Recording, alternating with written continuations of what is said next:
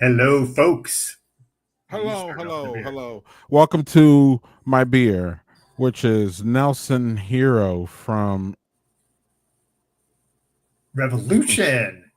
Yeah, I met up with my Revolution friend and got some Revolution. So let's talk about Nelson Hero, Doug. And what did it say? It's a hazy Northeast IPA. Did I see that right? Double dry hopped and all that funness. Where's my glasses? I'm not your glasses keeper. I'm like Velma. My glasses. You see, I always have mine on. My glasses. No, of course I didn't see them because they're right under my nose. As usual. Nelson. Yeah, Nelson Hero.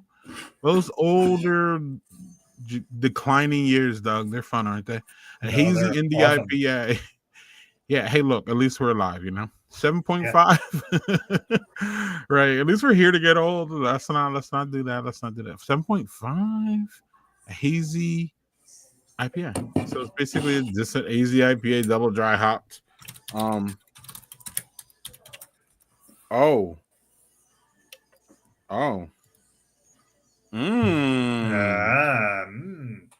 So what do you think of the flavor of it?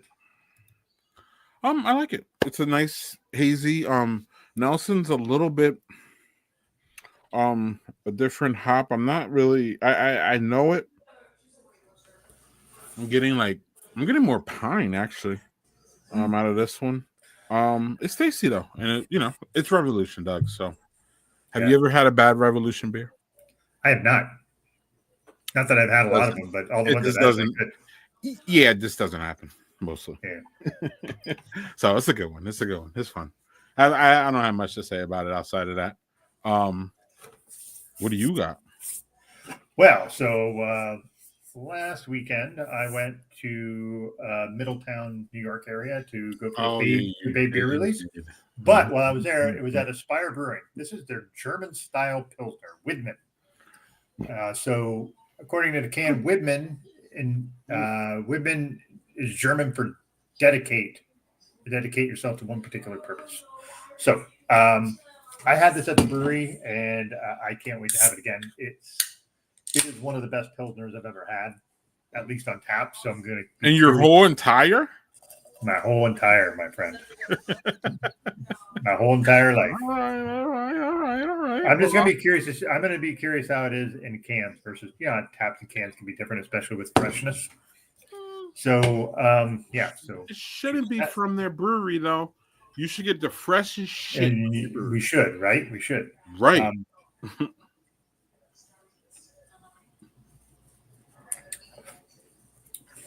Hot damn. That's just as good in the can.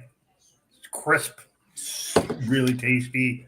Not overly hoppy. Some Pilsners can be really hops. This one is not like that.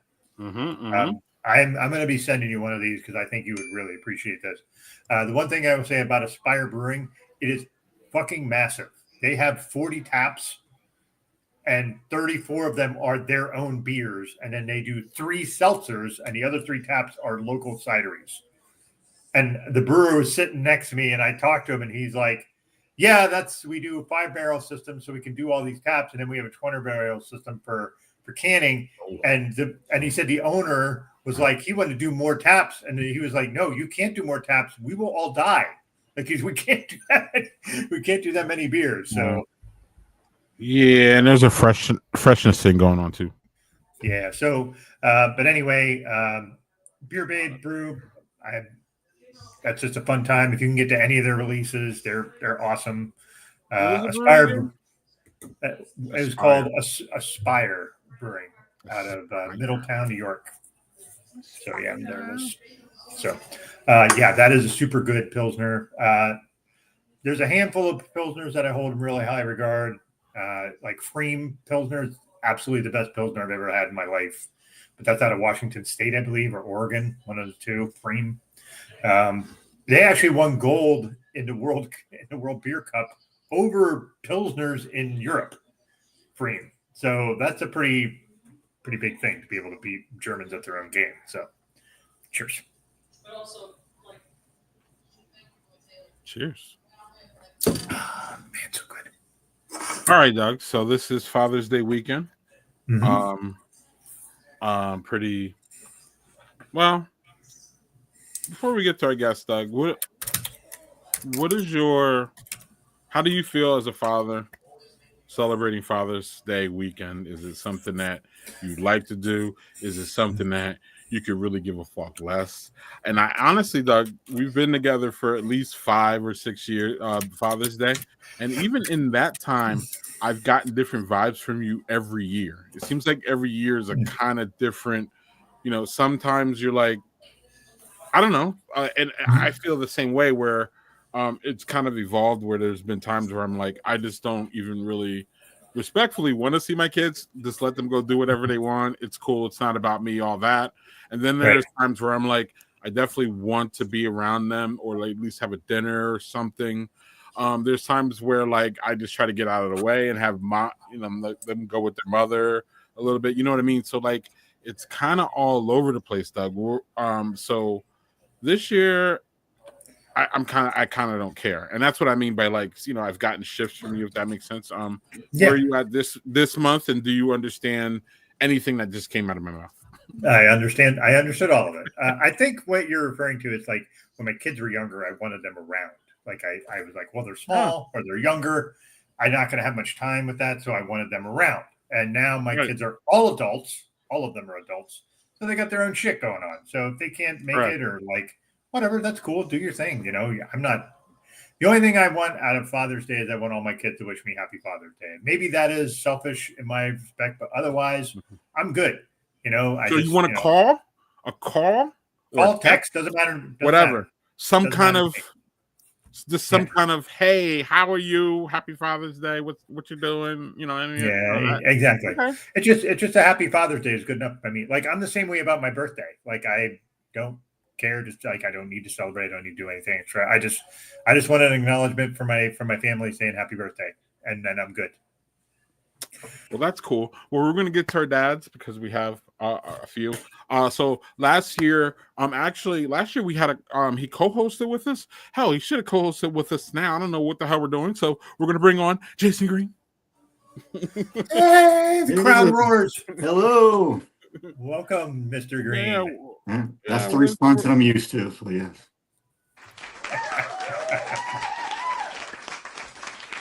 What do you have in your glass there, Jason? What are you drinking?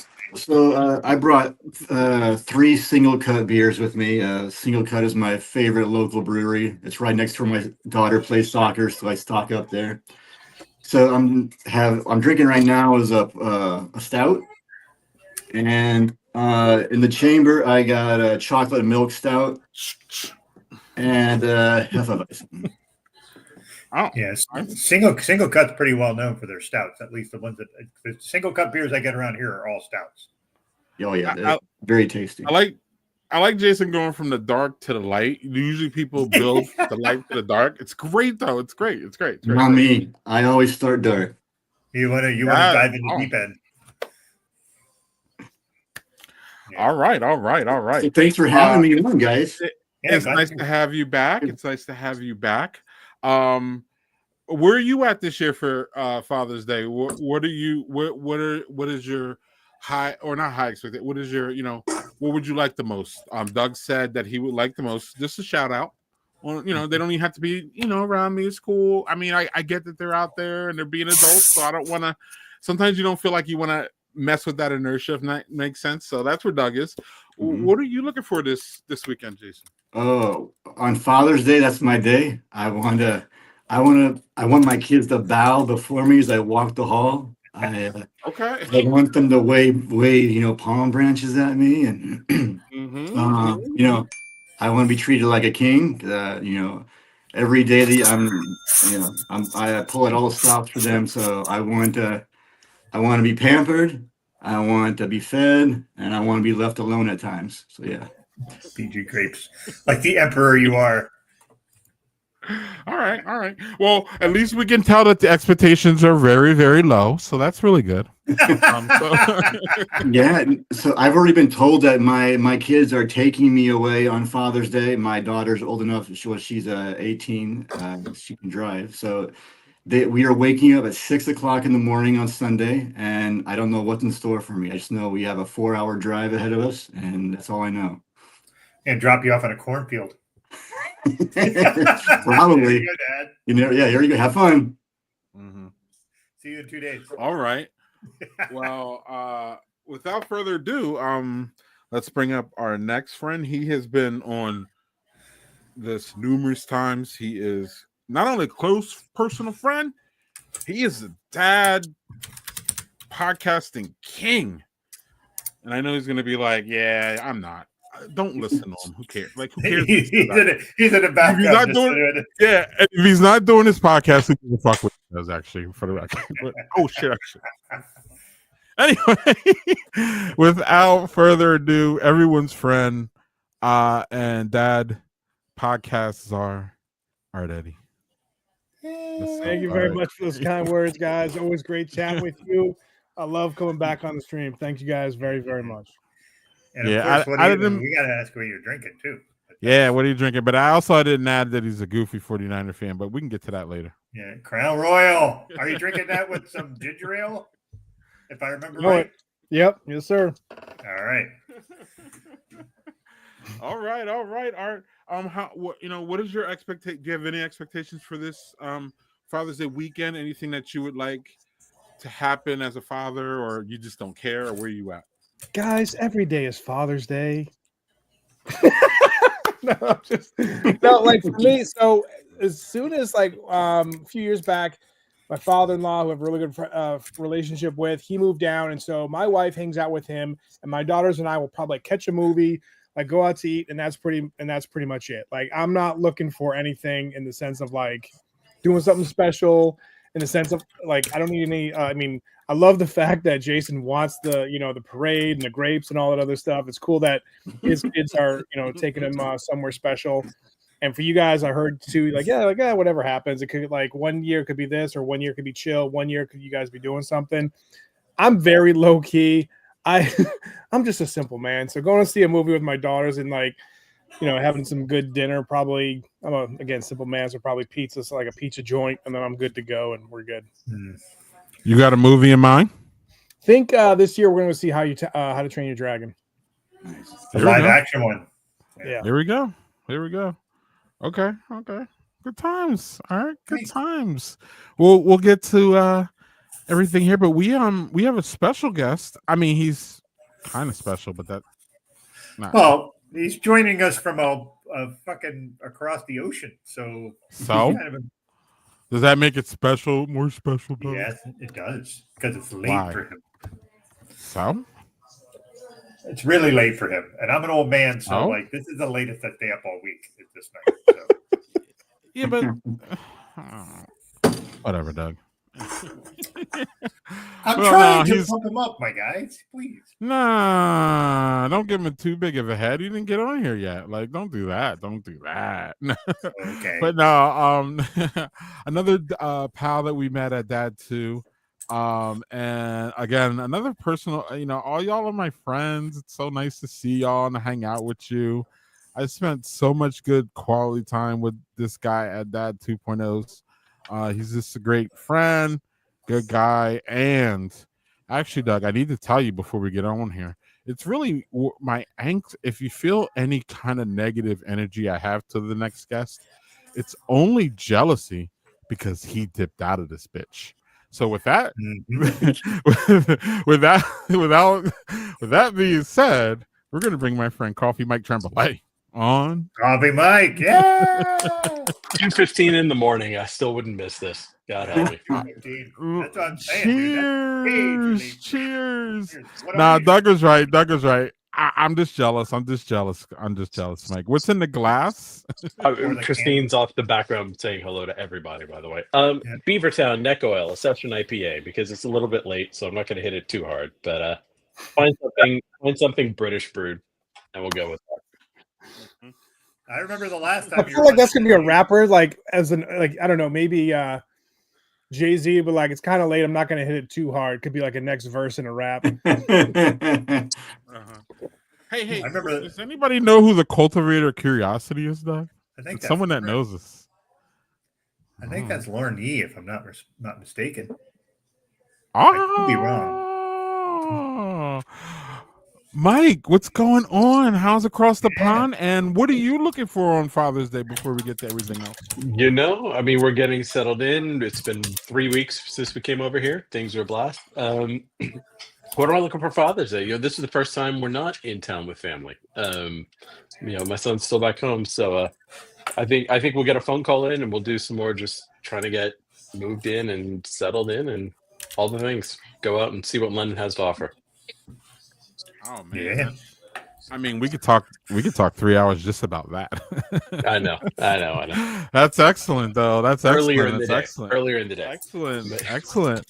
I don't know, Doug and I keep it loosey goosey. I don't even know where to start with y'all. There's so much going on. So much thing going on. Let's start with that too, if y'all don't mind. That 2.0 summit is now 5 years dead. Yeah, bring out the minifigs. Right? 5 years dead, Doug? Yeah, because of 2020. That was the pandemic year. Now I'm talking about okay, and it went on. I'm talking about like when there was one conference, because it went on a little bit after the one conference thing, right? Didn't it go? Oh, they did a virtual one, like right? 6 or something, or like didn't they do regional ones, or there was something going on there after like the one stop. We'll call the last it an one was attempted evolution. Yeah. The last one was in Washington. I think I was there. It was named we after. were there together. Yeah, so since then, this is the place that we all met. This stream is literally a byproduct of that 2.0. It would not be this would not be here if it wasn't for that 2.0. It just would not have happened. So now something I would have done some goofy shit, maybe not on Fridays, who knows? I would have done some goofy shit, but it wouldn't have been with this guy, because I met this guy at that 2.0 after he went and read his wonderful blog post about y'all remember, I think most of y'all remember, about being vulnerable to his kids, about talking about his past.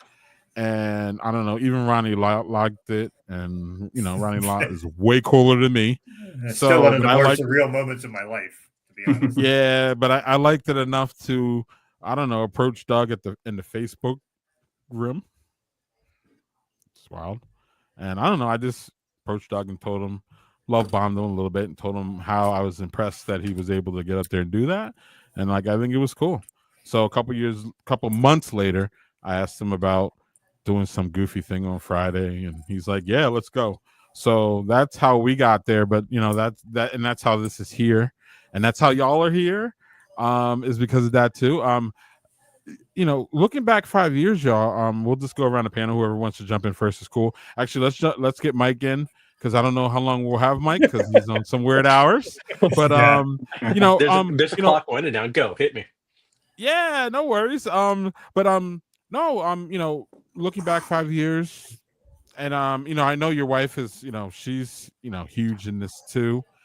What's your main take looking back, and you know, what kind of changes you feel that it brought to you, positive or negative? There's a few times in your life that you find a community that's just going to stick with you forever, right? Sometimes just the planets have to align, the right people come together in the right place, and it becomes something that comes together as a touchstone, right? We're all probably old enough, we can think of 2 or 3 different times when that's come together in groups of friends that we have through in the process, right? But these are things that you hold on to, right? You make sure that you make time to catch up or stay connected with the people because it matters. So that's what changed for me. Awesome. Jason, Art, either one, and then Doug, and I'm gonna go get my second. Let it rip, Jason. Jason, you're up. All right, and yeah, so I say all the time to people, like, when I'm talking about blogging and things like that, and Dad too, I like to say that some of my best friends are bloggers, and it's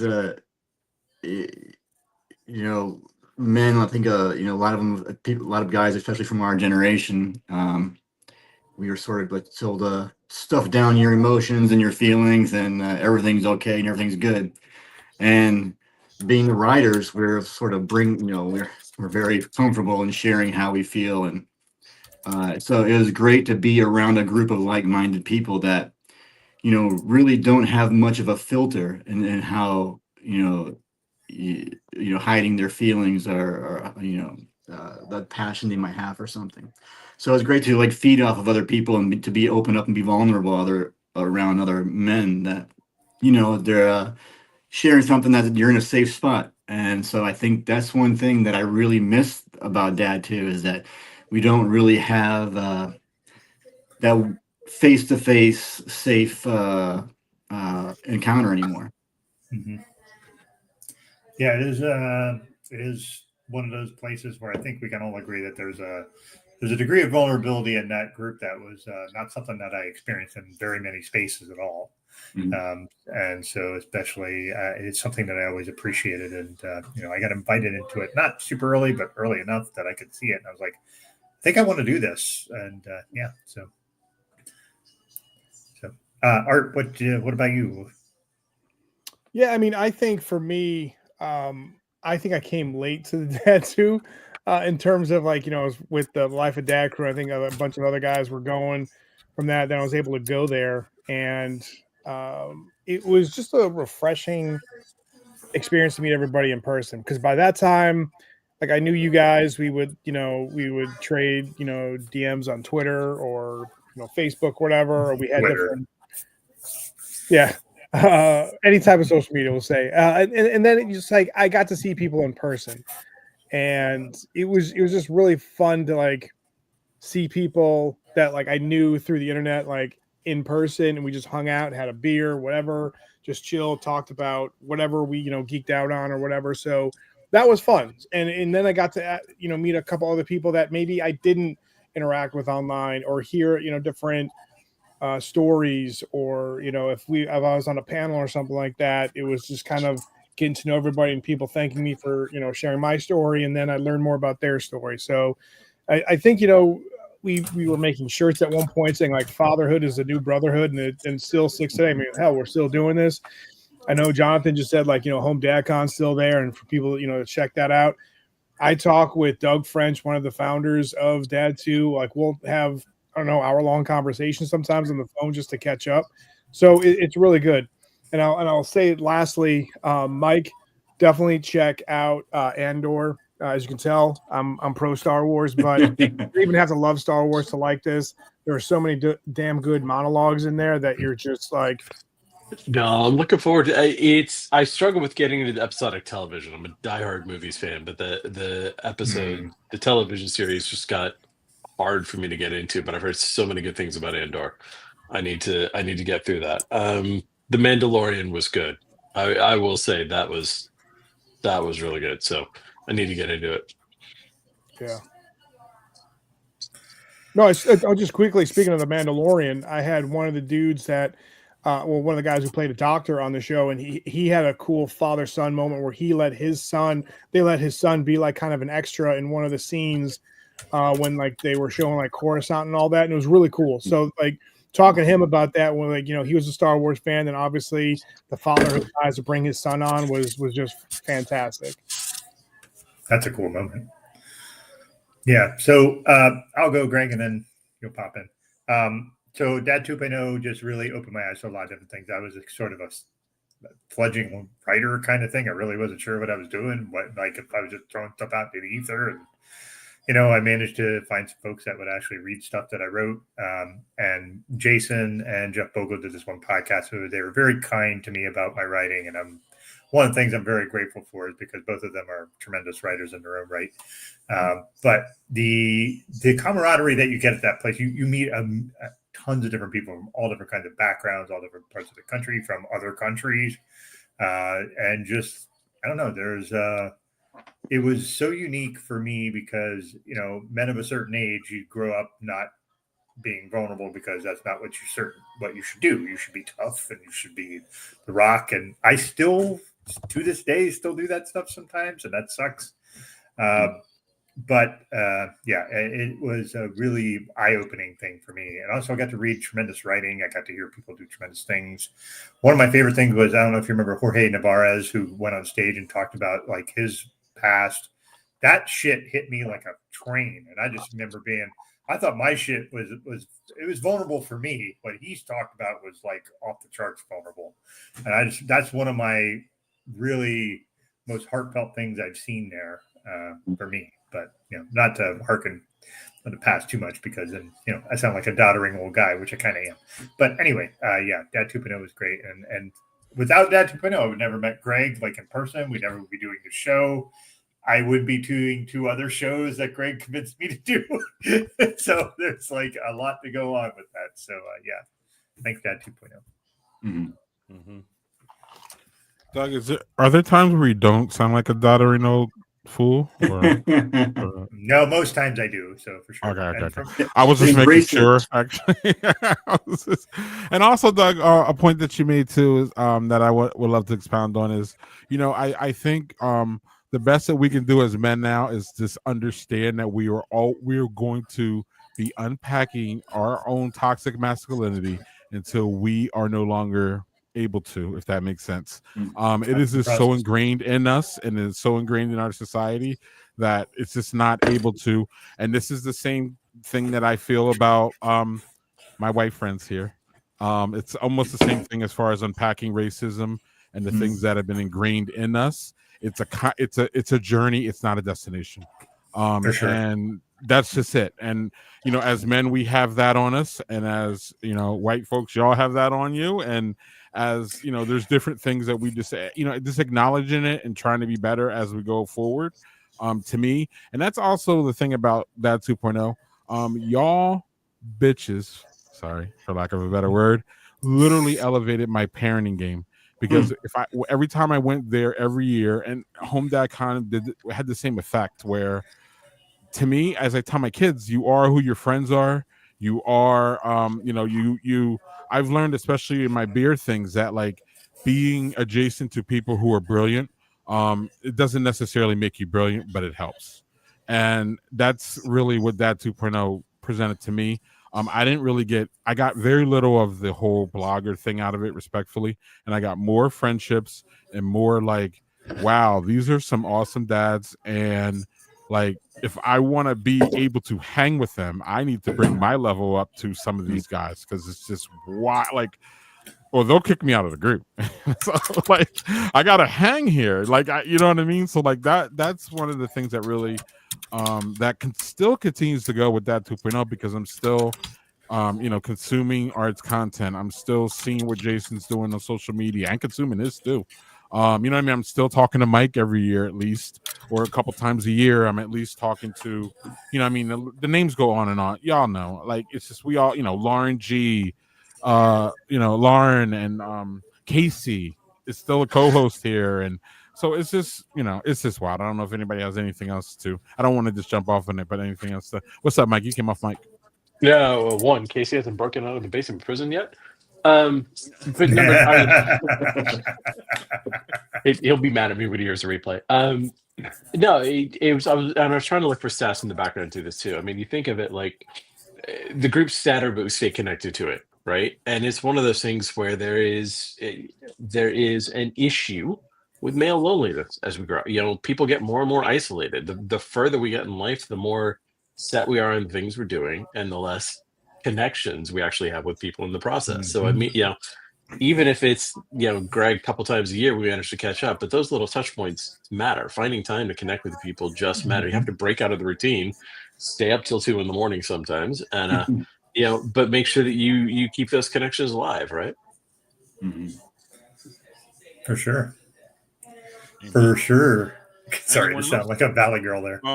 Doug, I have this red ale from Roundhead. Oh, nice. Yeah, you had this one, right? I had that one on the show last week or the week before. I can't remember. I thought we weren't supposed to see color. Wow.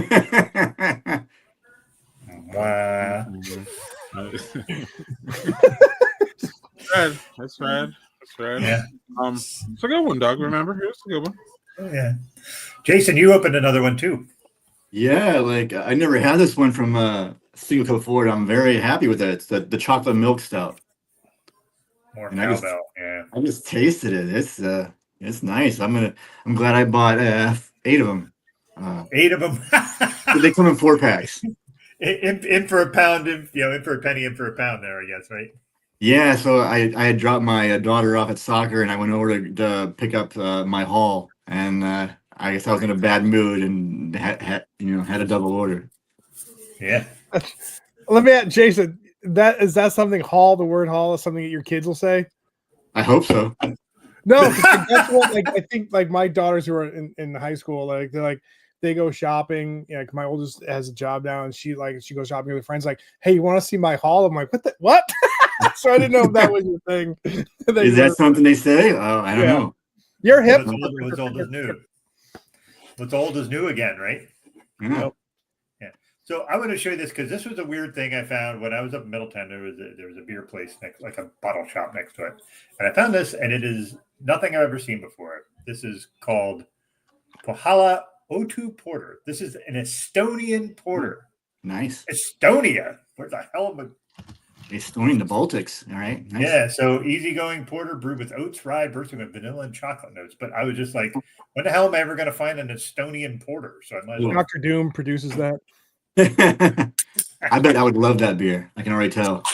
Yeah, well, we're going to see. Hopefully it's not terrible. But so it's funny. Like, I remember I have a fond memory of Art when I think we had a first moment where we were just really hanging out. It was in the first time we were in DC, and I think we were drinking on the bus on the way to the museum.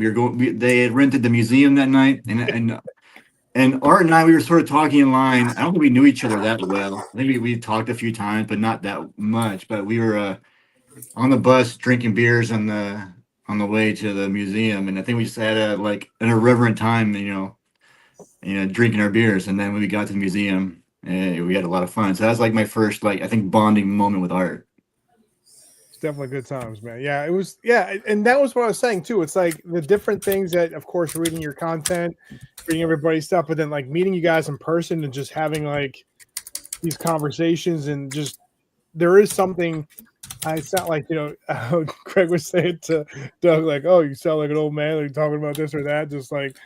But for me, I hate texting. I like actually talking to people. And I'm so old that way. And I get that where I'm just forget it. Someone starts texting me, I call them why are you calling me? I don't want to text all this crap out. But having those moments on the bus, just chilling with you, man, it was great. Mm-hmm. I have Can we recognize the importance of complete sentences and punctuation in text messages while we're here? I'm going to die on that hill. Same. I would like to say I also had a really cool moment for me when there was Jason and I were walking back from the oldest bar in New Orleans. Yeah. That was cool. You and I are just walking up, we barely knew each other, and we were just kind of blabbing the whole way up, and it was one of those moments that's just a moment, and you don't realize, oh, that'll stick with me later. The things you never realize that shit's gonna stick with you. And I just remember being man, I need to really I knew of you and I read your stuff, but I was I really need to pay more attention to his stuff. And I just remember really enjoying that conversation. So thank you for that. Yeah, no, I remember that night too very well, because I think the night was going on, and I think I think the two of us had at our limit. We were ready to call it a night, and I don't know if we were two of the older gentlemen there. I don't know if that had anything to do with it, but I think we were ready for the night to end. And so I think we both found each other like, all right, it's time to go. And we headed back. All right. So while we're still in the Dad 2 thing, we've had another guest arrive, y'all. So Yeah. we will bring one of my him up former right Dad now. 0.0 roommates. Look at I didn't know this. Yeah. Anybody want to guess? Any guesses? Rude. How many of us slept with Doug? Oh wait, sorry. Oh, I totally slept with him. Well, in a different bed, yeah. Poor Mike. If that's the story you want to tell everybody, that's fine. Yeah, What's up, Cruz? What's up? What's up? Mike? John on brother. I just want to say I love Mike Cruz. I just got to say it out loud. I think one of the greatest guys out there. I want to say that he has one of the best blog names ever. Like Papa Does Preach. I don't know. As a Madonna fan, it just got me every time. I mean, it's funny that it was because I didn't even make the connection on that. I mean, it's going to sound lame with my pop culture obsession, but I mean, it really came from her initially that, like, I mean, no surprising the backhand compliment now that I look back in the past. But my ex-wife is the one that came up with it because she just said that I didn't know when to shut up. And I just let's preach, you know. So, you know. It kind of it's okay, though. It's still, it fits, right? It works. Well. What's up, Mike? So we were going over a couple questions for you. So number one, what's in your glass? It doesn't necessarily have to be alcohol, of course. It could just be, you know. I feel so horrible. I literally totally forgot about tonight. And I was like just walking around the store tonight. I'm like, maybe I should get something to drink while I'm hanging out watching wrestling and folding laundry and shit. But it just came to Diet Pepsi. Oh. I did not Drink get what you like this evening. So, but ching. So I'm swinging and a miss all night here. Forget about Not at all. No worries. No worries. Hey, you can catch up by hitting a double right here. Here we go. We're gonna keep that. We'll keep the sports things going.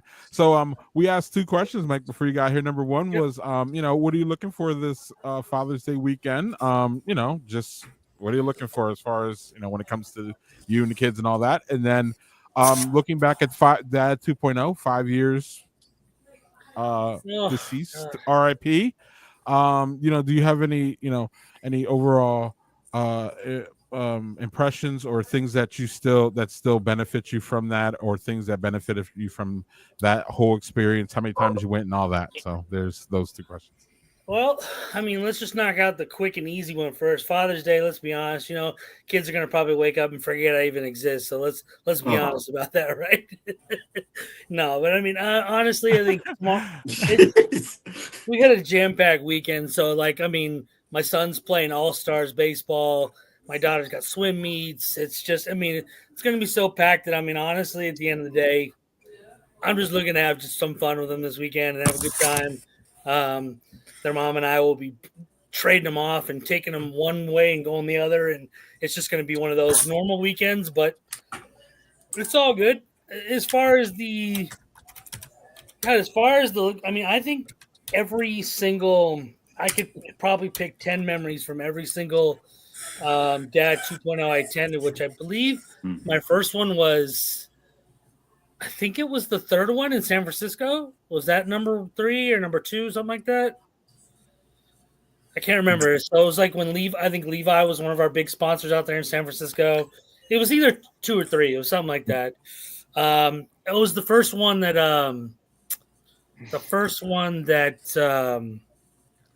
our founder couldn't attend. Why is his name slipping my mind all of a sudden? Pacini? No. Orrin Miller. Yeah, Orrin. Thank you. Jeez, I mean, it's my old age. Yeah, so it was the first one he didn't attend. Yeah, but I mean, honestly, I would probably, as weird as it sounds, probably the last one would stand out to me the most, only because of the way, you know, I mean, the year we were all going into with 2020, but it was also, what happened? Yeah. I think it was like my first year in divorce. It was Tom and I, our dear friend Tom, who's no longer with us, we're on a panel together. And it was one of the last times I got one of those brilliantly lovely Tom eloquent speeches, like when I was like, I just don't know where my life is going. And he just gave me this great thing, this great speech, like he always did for all of us. And on the last day we were there, and it was like was actually the last time I saw him face to face. And so, yeah, that'll probably be the one that stands out to me the most, just because of, all just the way life has turned out and stuff. But I mean, just from meeting all you guys to rooming, I roomed with Doug and Jason and I. Yeah, what a time that was for you. I got terrible food poisoning the first day. I remember. That's right. I forgot. I was so sick, and he was doing podcasts in the room while I was crashed out in the bed, like they're doing podcasts. I remember. Oh, it was. And he didn't even say anything until like we were done. And he was like, "I think I got food poisoning." I'm like, "Why didn't you say something? I wouldn't have had all these people in here. Like, what do you like? I wouldn't have bothered." I was so oblivious it wouldn't have mattered. Like, I was just like in that. If you ever had food poisoning so bad that you're just kind of delirious the entire time, that's how I was. Like, I had food poisoning so bad, I came up and I was like, "Man, I don't feel good." And I walked up, and I don't know if you remember, they had like. People would just sit there, platters of food outside the room. Yeah. And there was 2 doors down that just smelled terrible. And I booked it to the room and immediately threw up in the toilet. Whoa. It was so bad. And then I went and I did like a soakwood shower. I sat in the shower on the floor, like just, for 30 minutes. It was terrible. And poor Mike had to room with me. And I was just a terrible roommate there. Also, speaking of roommate things, the last Dad 2.0, I roomed with Tom. That was my roommate. So yeah, Tom. I think I don't know how many times I told this story, but I was going through a really dark time a couple of years ago, and my phone rang, and I didn't recognize the number, and it was Tom, and he said like, I saw. You're going through something, and then we ended up talking for like 2 hours. And he was good like that. He did that to me too, man. Yeah, and so from that moment on, then we would like talk to each other on the phone, and talking like Art was talking on the phone and real conversations. And man, I miss that guy. Same. I had the pleasure, like I'm sure you guys know, because Tom loved to tell everybody. Tom's wife and I went to high school together. Mm-hmm. Oh, I didn't know that. Oh, you didn't? Yeah. So let me tell you that. Then I'll tell you that story how I found out. So the San Diego trip, the San Diego Dad 2.0, was the first time I got to meet Tom in person, and he came up to me and he was like, he didn't like buffer it or, just the way Tom does. He just comes at you with stuff. And he was like, "My wife knows you." And I was like, "No, she does not. Like, I don't know what you mean." Immediate defense is up. What? Like, at the time, at least I was like, "I am happily married. I don't know what you're talking about. I don't swing that way." Yeah, no, sir. And he's like, "No. My wife." Maury Povich steps up right behind him. Yeah, right. And he's like, no. She knows you. And I was like, I don't know. He just would not stop. And then finally he was like, "No, I'm just messing." He's like, "You guys went to high school together." And he told me her name. And I was just like, "Oh my God, like you end up marrying this girl that I went to all 4 years of high school with this girl." And because, I didn't recognize her name at first until like I looked her up and I was like, holy crap, and she looked completely different than how she did in high school. I mean, Jen is, but she's still the same old lovely, a great person. And we've stayed in contact, and I've gone home to San Diego the last couple of years with my kids, and we connect each time I go out there. And last time I was there, she gave me a bunch of shirts of Tom, which I found hilarious because I'm like, he was a large at best, and I'm like over here with my double XL. Like, I'm never gonna fit into any of these shirts, but yeah, I've got like a big pile of Tom's old shirts and stuff. Yeah. If there's any that won't fit you, I'd be happy to take one or off your all hands. of them. No, like it doesn't matter which one, but But yeah, I've said this before too about Tom, is that Tom was as good as a writer as you will find anywhere in the history of literature. And he hated hearing that. It's like he never wanted to have Yeah, that. don't know what title, that's but, like. it was ridiculous. Yeah, Absolutely. Doug, you're up there too. So yeah. Again, I get it. What Mike said about Tom is that's applicable to me too. I don't, as much as I enjoy it, I also revile it. That sucks. Stupid brain. My first conversation with Tom was I was walking across a lobby of one of the Dad Twos, and I saw him over there, and like, yeah, it's the Tom. I was with, anybody that's ever read his work knows how brilliant he is, and so like, I was a little intimidated by it, so I wasn't gonna go talk to him. And so I just saw him. He was just sitting there, and I hear, Jason Green, you're a mensch. Yeah, that's how he was. Yes. And Tom was standing up, arms open, and he was like, he yelled across the lobby. And I went over to him, and so I started talking to him, and he started telling me all of the different blog posts that I've written that he enjoyed. And I was like, "Are you kidding me?" Like, it's it made me feel really good to have someone of that stature like compliment. Right. Yeah. Like I said, I mentioned your podcast with Bogle before that you had, and I couldn't explain to you how good that made me feel, and also made me feel like I don't want people looking. God damn! Why are our brains wired? You think you're the one episode they featured me and Tom. Episode. I go, dude, could you have warned me first? And of course, the first person to reach out to me was Tom, going, "Oh my God, I wish I wrote something as good." I'm like, knock it off, Tom. And he's like, "No, seriously, like I cried listening to your story. It was amazing." I'm like, dude, you're killing me over here, dude. I would like to say that the Dad 2.0 sphere, like the blogger groups, like the amount of people that wrote different variations of things, like I could never write anything as funny and awesome as Jason's things about the sexiest man alive post. That was not something I could ever write. That's funny, yeah. I could never write how Aaron Gouveia writes. That's not how I write. But there's a space for that, and he was very good at what he does. And just like Mike, you're the same. Like I can't write what you write. Like I just can't. And there's nothing wrong with that. Like the idea of being able to write different perspectives and coming in from different places.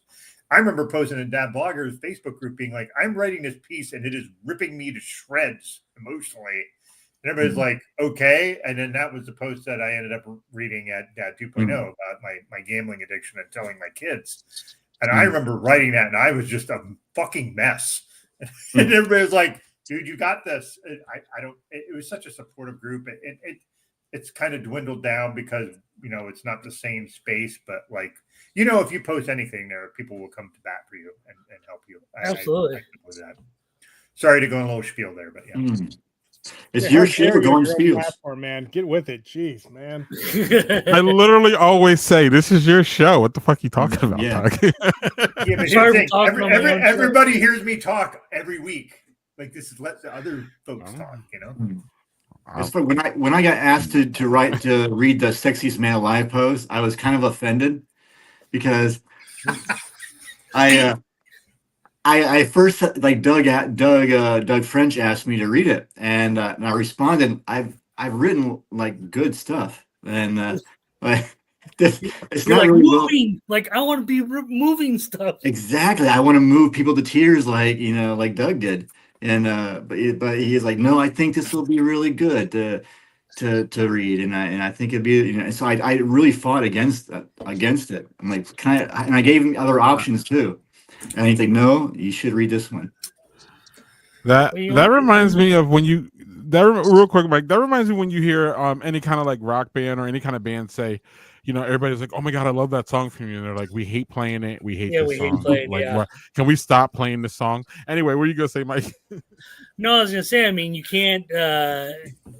Sometimes you can't choose what catches fire. I guess. Like, I mean, not that I've written anything in like 6 years, really, but like, still to this day, my most popular pose of all time is because of the Super Bowl bet I lost to one of my mom blogger friends, and I had to write about women's periods, and it to this day is the most popular posts of all time on my blog. And I mean, it's funny as hell. I mean, I'll take credit. It's hilarious. Totally outside. I mean, and it's maybe it's because I was not thinking so hard about it. Like, because honestly, I'll tell you the truth. Like, I wanted to, like, when I first got into the writing game, like, I wanted to write the funny stuff. Like, I wanted, this, like, not that anybody would ever confuse me with Sexiest Man Alive, but like, I'd want to write stuff like that. Because literally the first person I found on the internet was Mike Julianelle, of all people. Damn, Dan Mike. Barry, and literally Another Mike. like a kindred spirit. So like that was the funny thing, and people always said that was the weird, like opposite. Like my writing when I would the blog posts were very emotional, very working through my childhood trauma stuff. But if you looked at my Facebook page, it was all jokes, some dick and fart jokes about my kids and insults and funny stuff like like that. And I remember feeling very conflicted that I couldn't get that out in a blog post. And I remember confiding in a lot of people about that, like, Mike and even Tom and other people. And they're like, dude, you write what your soul tells you to write. You know what I'm saying? And it's like, you stumble upon one, and mine happened to be about women's periods, and Jason's with sex man, but it's like but you see the one that you're actually making a difference, and you're like, oh, that's me, but like, is that who I want to be known as? And like so it's like you don't get to choose that in that realm. No, unfortunately, no. I think some of it is you have to write for yourself. Yeah, and it took me a long time to learn that. It's an amazing thing when something you wrote with passion connects with people in the way you wanted to do. Otherwise, you have no idea. Like you create and people receive it how they create. Anyway, I gotta tag out y'all. Y'all are wonderful. Love y'all to death. Happy Father's Day. Happy You Father's too, Day. sir. You too, Mike. Good to see you again. Take care. Get some rest. On it. Hey, can I ask Jason a question? Did you read your that thing the same year I read my piece? I think I can't remember. I think I read in San Antonio. I cannot for the life of me remember what city I was in when I read that. Yeah, I didn't see this, so I didn't see this, so it might have been it was in New Orleans. Yeah, Doug, I think it's right. You're right. Sorry. Again, my brain is Swiss cheese at 53 sometimes, so I apologize. And I will say this at a beer and a half in that I could not write, now that I'm a single dad, that I could not write the Sexiest Man Alive post now. Back then I could get away with it. Now it would just be sad. Right. Because we all believe, because this guy now, as he goes from being Sexiest Man Alive for being a writer, and now he's like, I'm just going to start acting again. And and I'm like, I see what you're doing, Jason. Got her eyes on you. So before we move on, one of the my last impact, Doug, I think Doug knows about this, but this isn't really that well known about me, is that the whole Daddy Porter thing, Doug, started with Dad 2.0 too. That started with Mr. Doug French year after. So my background, if y'all remember, is that I was at the Dad 2.0, especially the first 4 times. I was going there as a representative of the Home Dad Network. So I wasn't there as a blogger. I wasn't there I was just there as a dad, trying to get more of y'all to know who we were, and see whatever happens from that happened from that. But so then I was just there, and Doug French is like, "Why don't you write anything? You what's going on?" And I was like, "Nah, man, I'm not a writer. It's just not." Nah. It was like that. It was respect. But after like the 3rd year of him like saying it year after year, I was like, I don't know, maybe I'll start something. So the whole thing actually was Dad and Madison at some point, and I completely hated it. So then I was just like, this is when I was starting my beer journey, and I was like, wait, maybe I could do some beer thing, like a beer blog thing, maybe kind of tie it with fatherhood. But I was never really motivated to talk about fatherhood at all, actually, outside of my realm. Doug knows I'm generally a very private person as far as these things go. So like me talking about it to the world is just wild. It didn't even make any sense.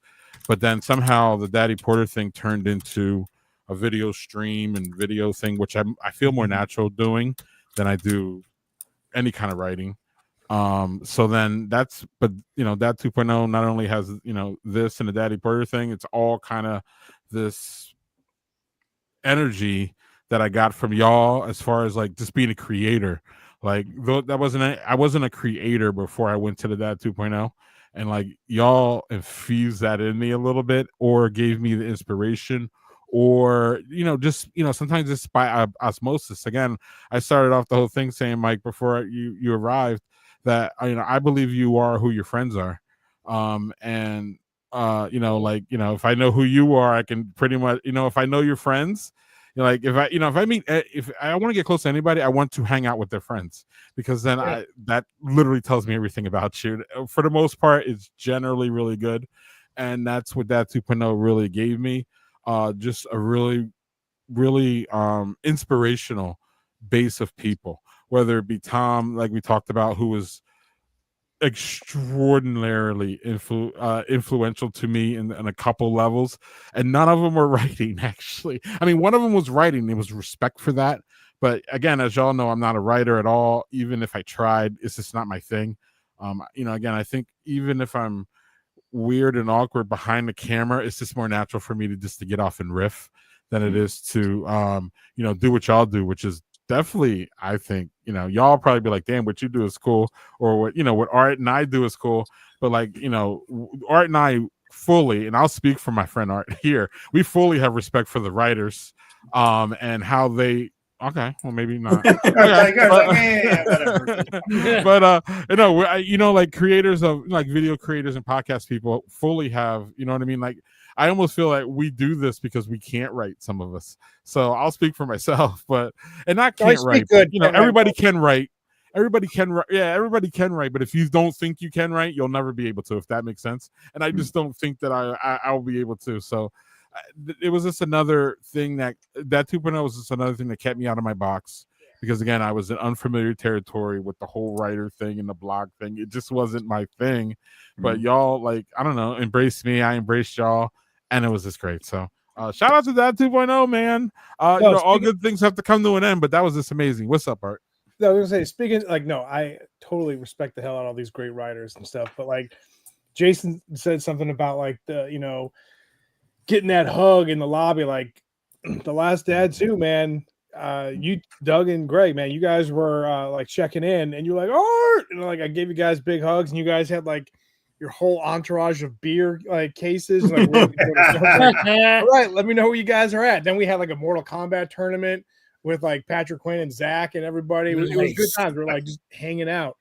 But with Jason saying, like, there is that lobby hug when you see that friend that you're like, buddy, what's going on? And like that makes you feel so damn good. So yeah, I mean, whatever platform you are on, talking about what you are passionate about, just go ahead and do it. And even if if people aren't listening, like there are people who are listening, and it's crazy. Like, I'm guessing you guys get emails from people being like, holy shit, like, thanks so much for talking about this topic.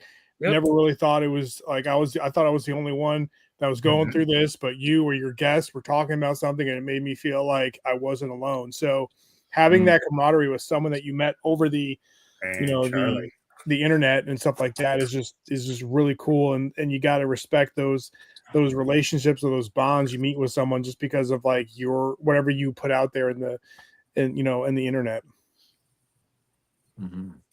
Yeah, there's something to be said for that. Weird hugs, bogle hugs. Oh yeah, right. That's a real thing. I just got a bogle hug a couple days ago. That was awesome, man. I know, it's cool. You saw a bogle. Yo, y'all talk about the lobby. The lobby was the best place at the Dad 2.0 conference. It was literally where I hung out. I could just, I didn't have to go anywhere sometimes, just hang out and watch y'all come in and out and all the stories and all. New Orleans, one of these ones where the Life of Dad guys flooded their bathroom. Do y'all remember that? That was, I wasn't there for that. That was New Orleans. That was the first. That was the first New Orleans, because Tommy did that, and then when I did it in another one, it was when So they're like, now you and Tommy are competing. Thankfully, you didn't do that when we were rooming together because that would not have been good with how sick I was. No, Like bandits. it was the God. I was rooming with Victor. Aragon. Yeah, I was rooming with Victor, and I remember I passed out in the tub. I remember being woke up. I passed out in the tub, and I woke up. Benjamin Mullen was like waking me up, like because Vic's like he's gonna die, he's gonna slip under the water, like right, up, dude. And so right, R.I.P. Whitney Houston. What are you doing, Mike? Oh man, I'm just saying. I know, I hear you. Literally, And it was Yeah. but that was such a scene. The life of Dad, and I was just sitting in the. I was just sitting in the lobby, and it was just all that entertainment art came right to me. I didn't have to spend any money. It was just amazing. I didn't go to that one, but everybody else I think did, and the stories I heard, because like the other guys, there was like 6 of us total, and we had a meeting. Patrick Quinn, was involved. There's not Ryan Hamilton, David Guest. Ryan Hamilton was involved. I remember them telling me these stories about like almost like missing their flight. What am I? Their flight based on like how drunk they were. It was just like what the hell is going on? So it was just like everybody would like also like DM me like, dude, your dudes were hammered. And like, what was going on? Like, it was just crazy. So it was like, I really wish I was there, but like, New Orleans had some fantastic voodoo over people, and it was just like crazy to hear like the aftermath of everything. New Orleans was, it was amazing. And then I think I went to one New Orleans, not two. The one that I went to the last day was Mardi Gras. I mean, it was just great. It was just I can't say enough. And we have another dad who's arrived who is. Segue would be great for him. And it's nice because I can add a brother to the panel, respectfully. Yeah. I mean, I love my white boys, but we're gonna bring up everybody's friend. And you want to talk about someone who wrote profound shit. Yeah. That would be buddy. Love y'all, man. Love y'all. How's everybody doing? What's going on? Wait, hold on. You guys are trying to stack the Browns fans in here. We got 3 Browns fans now. That's what I'm saying. Wait a second. All right. Before we we're go, still gonna lose, but it's fine. It's more fans than they got championship rings. I love it. This is great in this room. Hey! I'm a Jaguars fan, so I'm.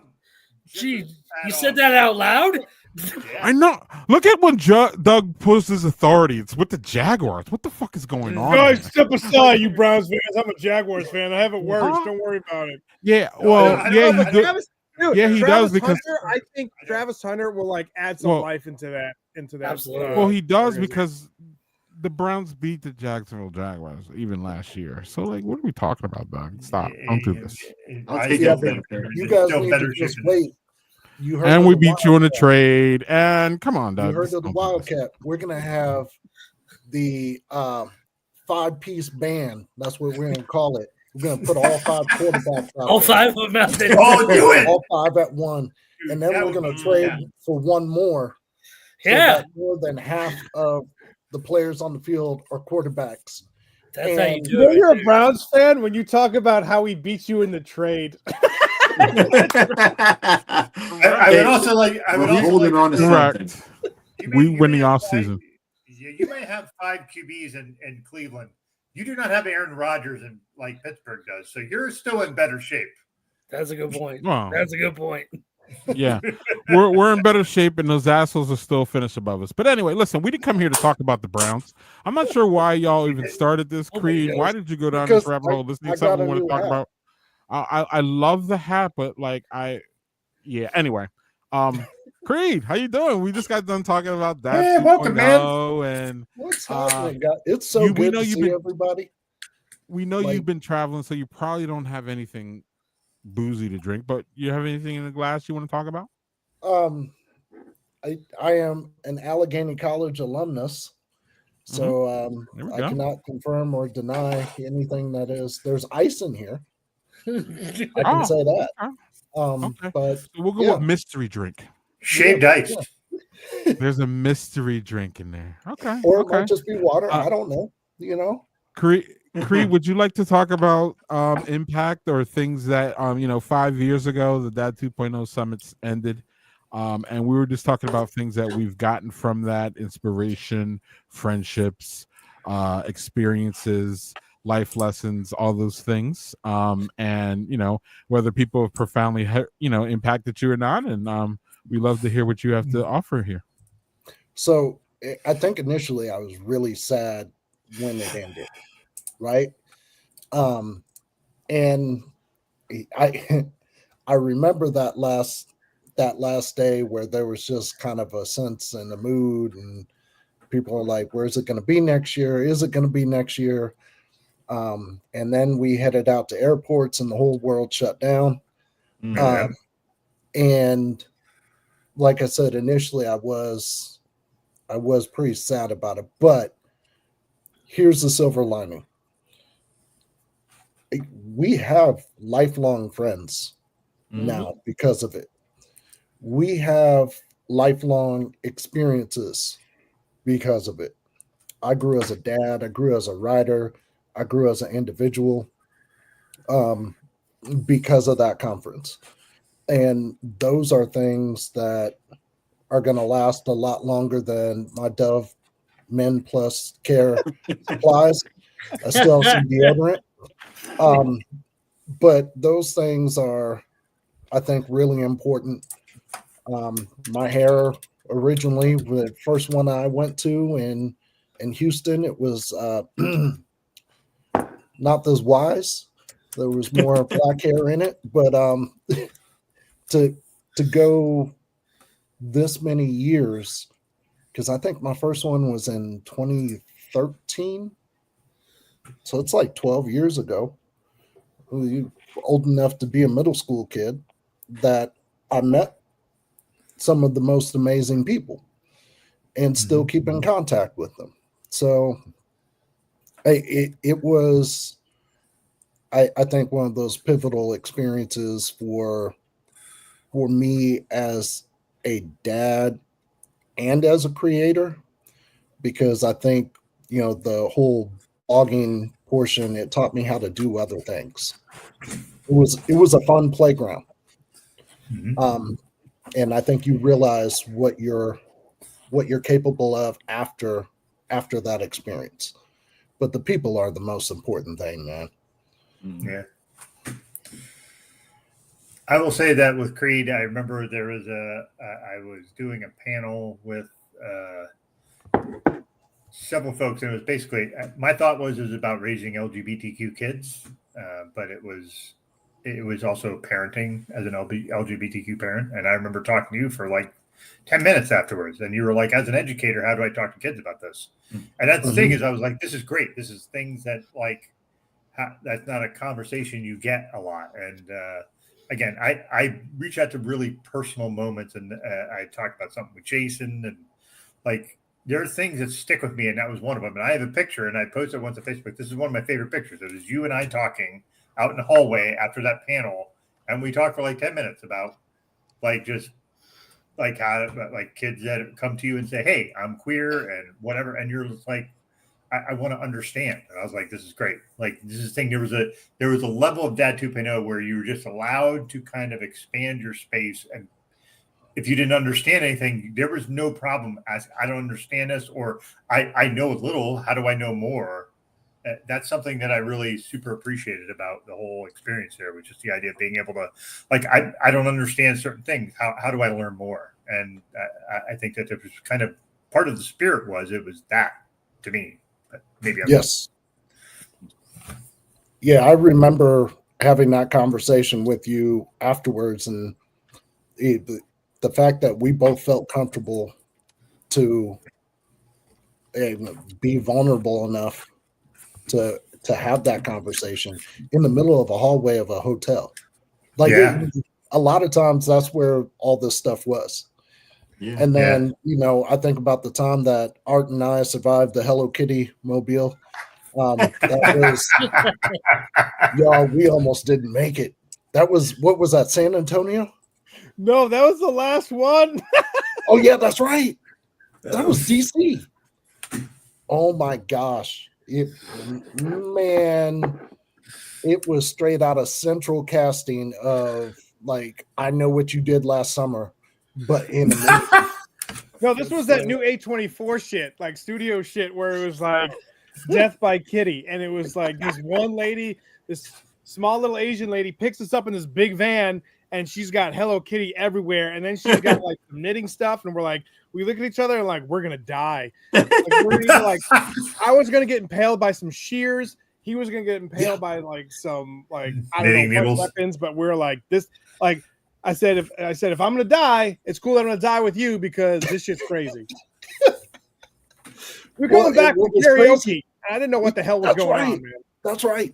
And it was Hello Kitty stuff everywhere. And then right on the dashboard, she had like a skeleton hand. And it wasn't like your average, like I just got this from the dollar store. Like it had some realism to it that I was a little afraid of. Are you sure that wasn't in like New Orleans? Where I was going to say, as someone who lives in DC, it was probably well earned. I mean, I can tell you, welcome to DC, fellas.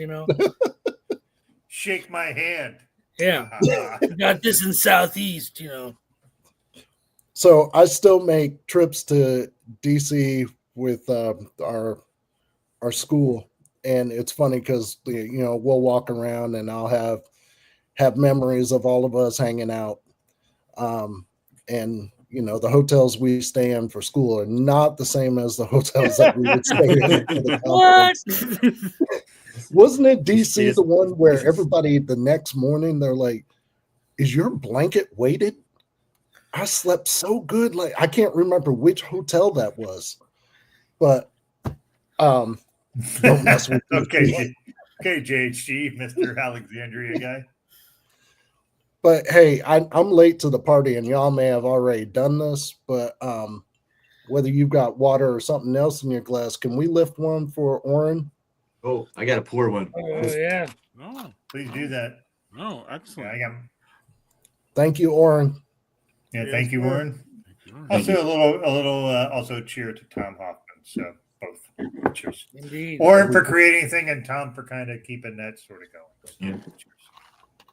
Yeah, I first met Oren at my first dad too. It was in Houston, and it was just one of those moments where you become best friends for the person you're sitting next to, and and Oren and I were sitting together in the back of a room, and he asked what my dinner plans were. And I said I don't know, and so we ended up going out to dinner together and sat next to each other, and it was one of those that we were both, sort of cynical, but also like but enjoying being around people and looking for the joy in something, and I appreciate his friendship. Yeah, there were a lot of those moments. For lack of a better term, I will call them love at first sight moments. Meaning, like you meet someone and you just know you're going to be homies forever. Like you just know it's just that first conversation. That you knew it was just clicking. And I wouldn't say that Doug and I were that way, at least not for me. Like I thought Doug was gonna be cool. Like I thought Doug was cool. And I'm just keeping it real. And we really had a cool connection at the Facebook thing. Well, but it wasn't like I don't know, it was just like no, this guy's pretty cool. But it wasn't like I don't know, I didn't get that like, oh my god, this guy's my homie until like way later. And in fact, this thing was going a little bit before I was like, whoa, Greg, you got lucky here, dude. Like you got lucky here. And 5 years later, I don't know, we wouldn't be here if it wasn't for Doug though. I would have flaked out. I would have fucking flaked out earlier. Doug even knows it because there were times where like Doug's like, hey, are we doing something this Friday? And I'm like, oh yeah, we are. What the fuck? Like I have this like thing where I just need to move on for things a lot. Like it's hard for me to stick on one thing. I'm always looking for the next. It's fueled my beer thing because I'm always looking for that next beer. I really don't care if the beer is like a fucking class A beer. I'm not drinking it twice. I don't really care for the most part. I don't buy 6-packs. I'm just weird. I'm weird. So the fact that Doug has put up with my weird ass for 5 years, he should probably get a medal for that. But that's cool. So I don't know. I actually want to go into parenting if y'all don't mind. You just say, ladies and gentlemen, Zach Rosenberg has entered the chat. I was just about ready to say that. I have really? But you can't recognize it because it's not all in caps. Why doesn't Zach Rosenberg join us? What is this is just for Zach. Zach, let's give a shout out to Dan Pantum Soonchai. Okay, there we go.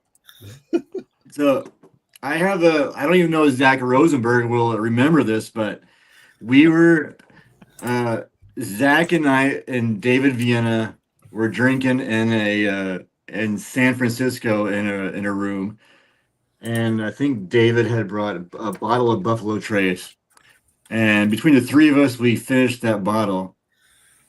And then, if you remember, in San Francisco, the elevator worked kind of wonky, like you kind of went down, and then you had to go back up to, I forget what the problem was, but you had to, it always went back down and then would go back up. And so I don't know how many times we rode up and down that elevator, and we were kind of like drunk trying to find our floors. But.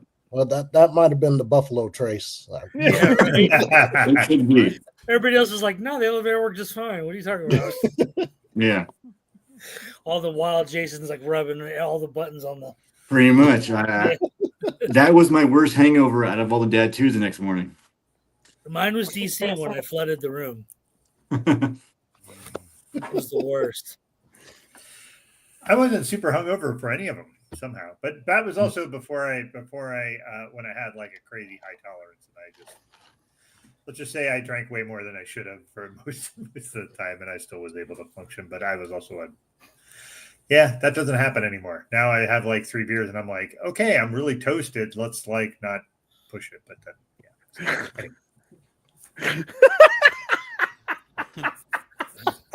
Floridian motherfucker.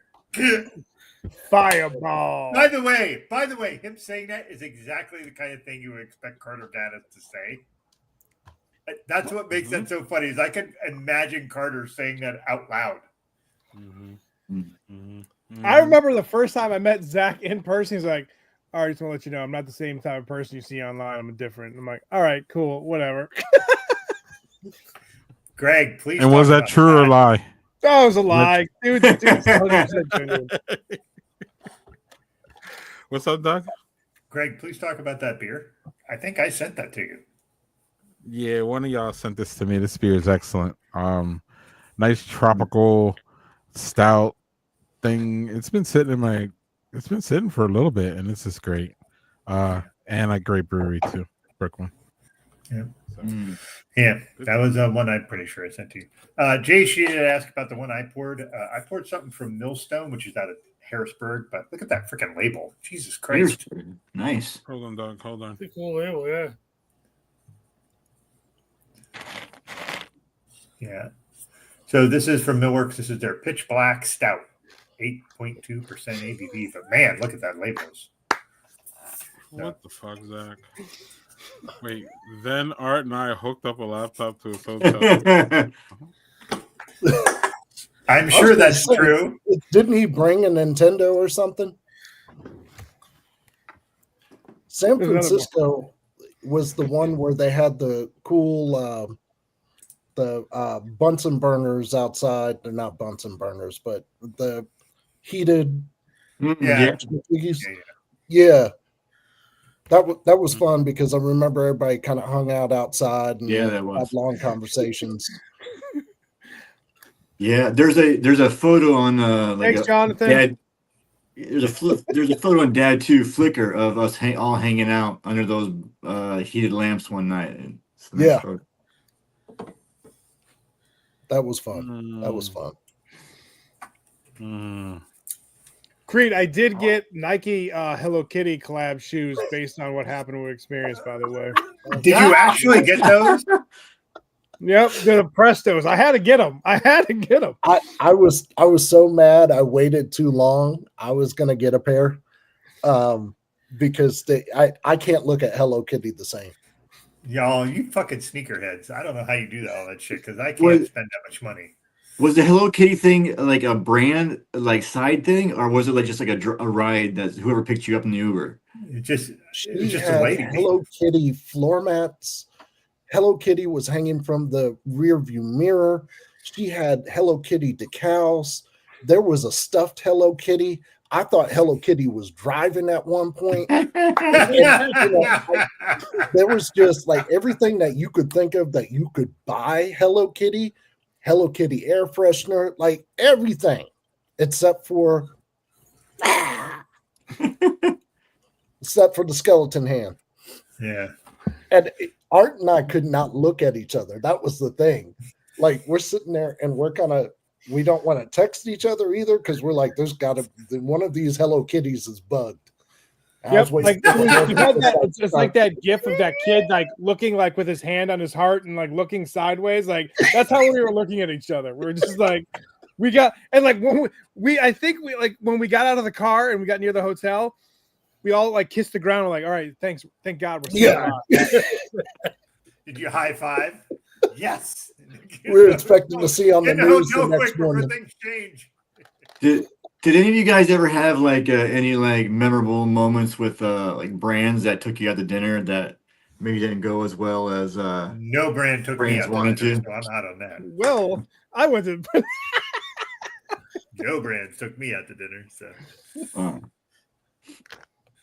no, they were cool. Like if we did have some like, but like there were certain times where if like the Life of Dad was like we're going, I'm like, yeah, I'm cool. I'm hanging out with other guys. I'm good. Like I'm good. Yeah. Like I don't need this. I think Creed, were you with me in DC when we had like that one like happy hour at that one like weird seafood place or no? Yes. Like I was just like I think some of the guys from City Dads was there like Lance, and I'm just like shooting the breeze with them. Like I could care less about like. I think it was Citibank, wasn't it?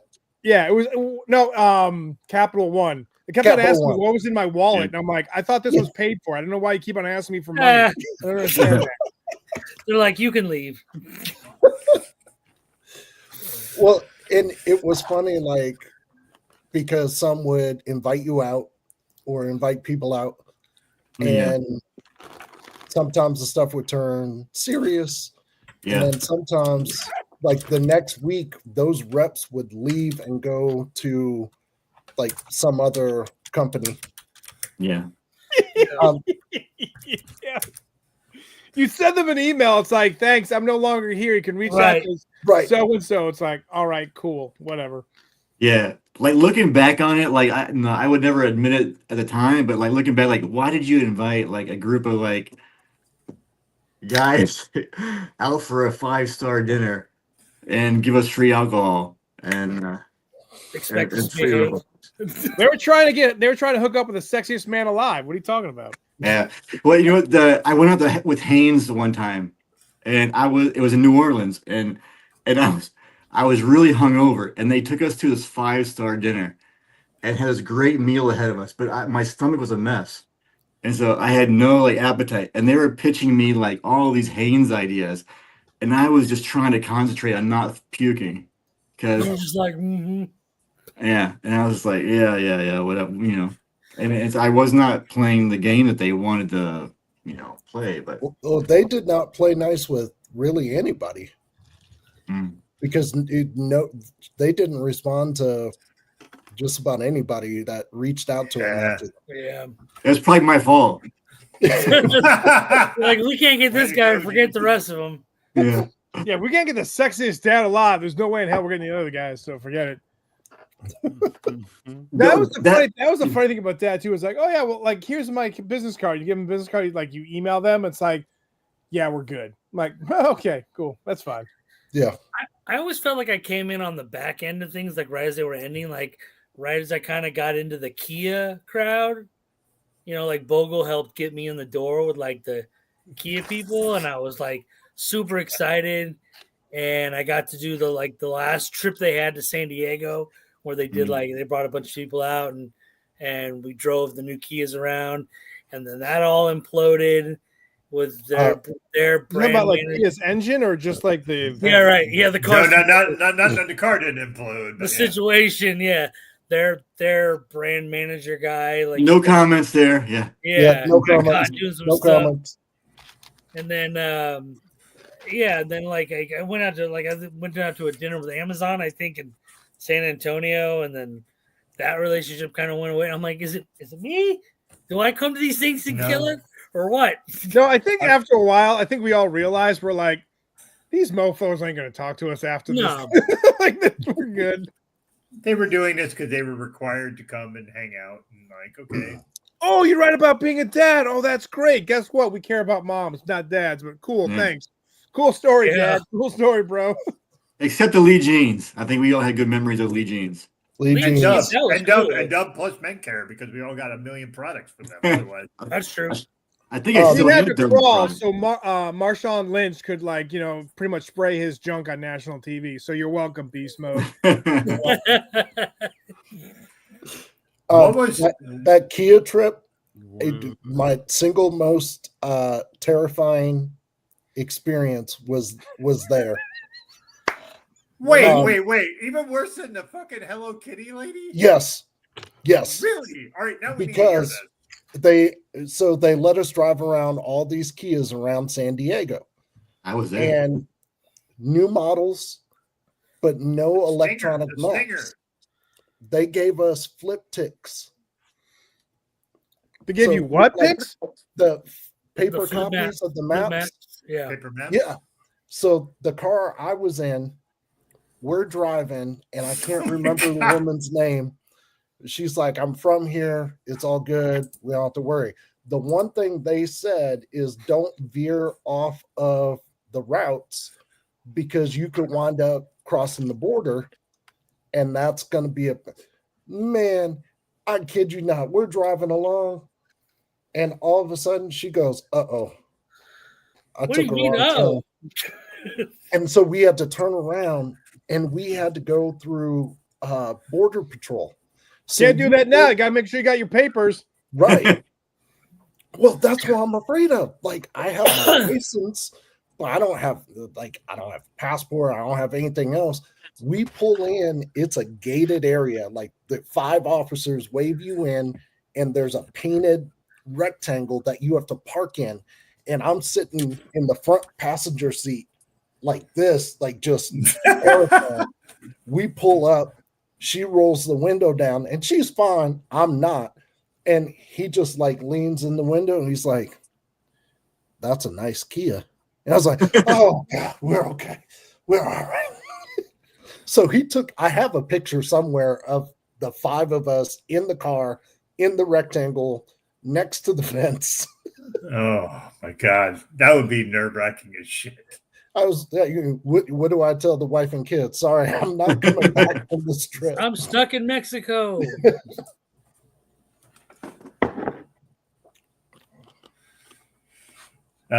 We have to talk about this. Zach really needs some attention. Jesus Christ, Zach. All right. Is he coming out or what? I sent him a link on Facebook, whether he'll join. Come on, Dan Phantom Zoom. Come on, Zach. And here's the problem: if he comes in, guess what? We're gonna have a show for another 2 hours because that's how that works. I'm all for that. You don't think I can do that? Come on. Dude, I was going through like a dark time too. I think it's on the dad blogger thing, and Zach sent like a public, like I think it like said I'm going through a dark time, whatever. Is in our private dad blogger group, and Zach had, of course, in all his capitalized, even might not remember it or not, but he was like, "You are the fucking man. You are fucking Jason Green," all capitalized, and that made me feel good. And so every time that somebody like sends something to me, like you're going through a hard time, I will text them like, "You are the fucking man." Whatever. So do you use all caps though? All caps. I do it. Caps. I do it. Zach had the one of the best like retweets ever. Bogle was doing something with Dick's Sporting Goods, and he was like back to school. He wrote Bogle wrote like, "Oh, did a lot of damage at Dick's." Oh no! For back to school. And Zach like quote tweets, and he's like, "No lie, Bogle does a lot of dick damage." Oh my god! Oh my It god! was fucking amazing. I was like, I love online Zach because maybe he'll at least hit to me when I'm in person, like, I'm not the same. Like, no, dude, you're the same. But it was hilarious because, like, I Oh my know God. the fact that, like, if like a client sees that back in the day when like dads were like on this like high pedestal, it was just funny. I was like, oh my god, he quote tweeted that. That was amazing. So Zach is like, not all heroes wear capes. They might wear pink robes, but it was just freaking amazing, man. I just to this day, I like love that tweet. When I'm having a bad day, that tweet just sends me back to like a good place. So thank you, Zach. So All right. All right. If we're gonna do that, but yeah, door slippers. All right. I have a question for. Shit. Now my brain. Is it about that 2.0? It was. It's beyond my brain now, so please go ahead. Well, Yeah, I'm gonna 5 change options, the man. subject. Go ahead. I'm gonna change the subject, Doug. So Please do. I'm giving Please y'all do, the because last word. I mean, we can come back, but I kind of want to we'll show do y'all something and talk parenting a little bit and try to make y'all say something that you might regret on live stream. So that's what we try to do here at some point. We get the alcohol in y'all, and then we try to get something out of y'all. Well, some people, my Cruz, doesn't have any alcohol, so they have an advantage. I know. I feel like signing off and running across the street real quick and coming back. You won't do it. You can. You can. You won't do it. What time? Hey, ready? What time you? Go. It doesn't matter. Cruz has no filter. I'll be back. Mike, you're not alone. You're not alone. Well I'll be done, back. Jason. Wow. Oh, Damn. Okay. See, kids, the power of peer pressure. He's serious. So should I save my clip or not? I wonder. We can include him later. We can replay the clip. We can re-ask him. All right. Well, let's see how y'all react.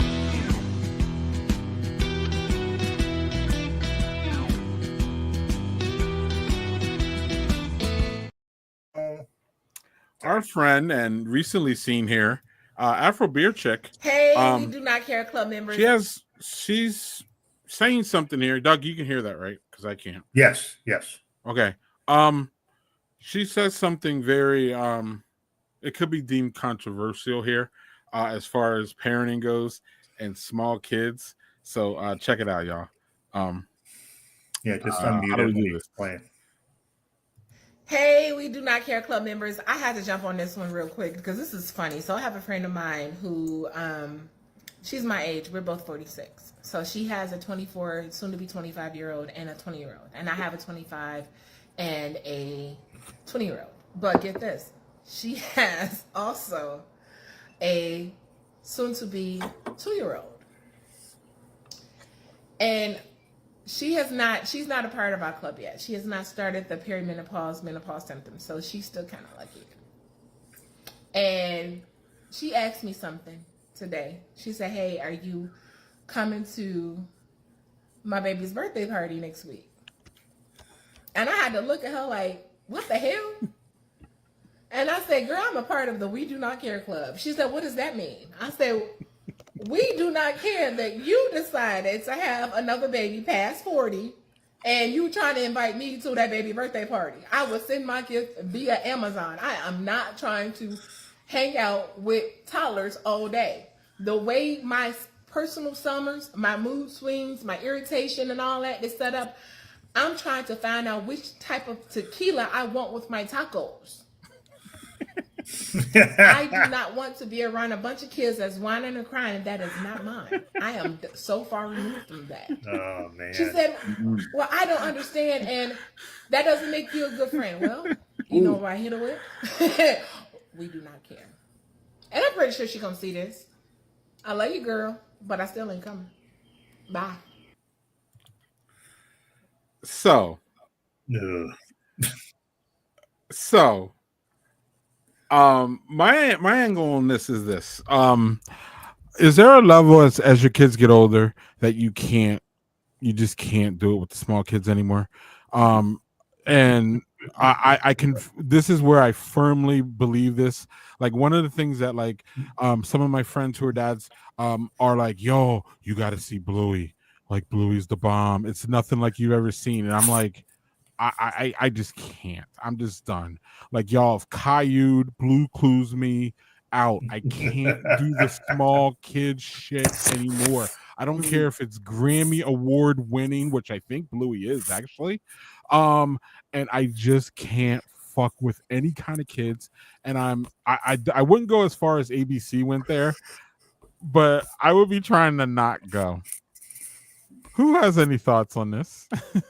So Afrobeatrice is the one that she says shit that like that a lot of people think, but that are quote too afraid, if that makes sense. She just says it. I just love her for that. So her candidness is just fucking amazing. And the fact that she can have friends that are good, that that she can express that and be like, look, I can't do that. It's just great. I love that. But actually I just wanted to put it on, and we can't, y'all, we can't fuck with the menopause stuff, so we're not going there. But like but y'all know what the whole young kid thing, and especially once your kids get older, and Doug has full adults, Jason has almost all adults. I have two and yeah, arts in the teenage years. I believe Creed's there too. So that's what I want to kind of hear y'all's perspective about that, and speak to what she's saying too. What's going on, Art? And Creed, I'd say let Creed go first. So Art raised his hand first. But...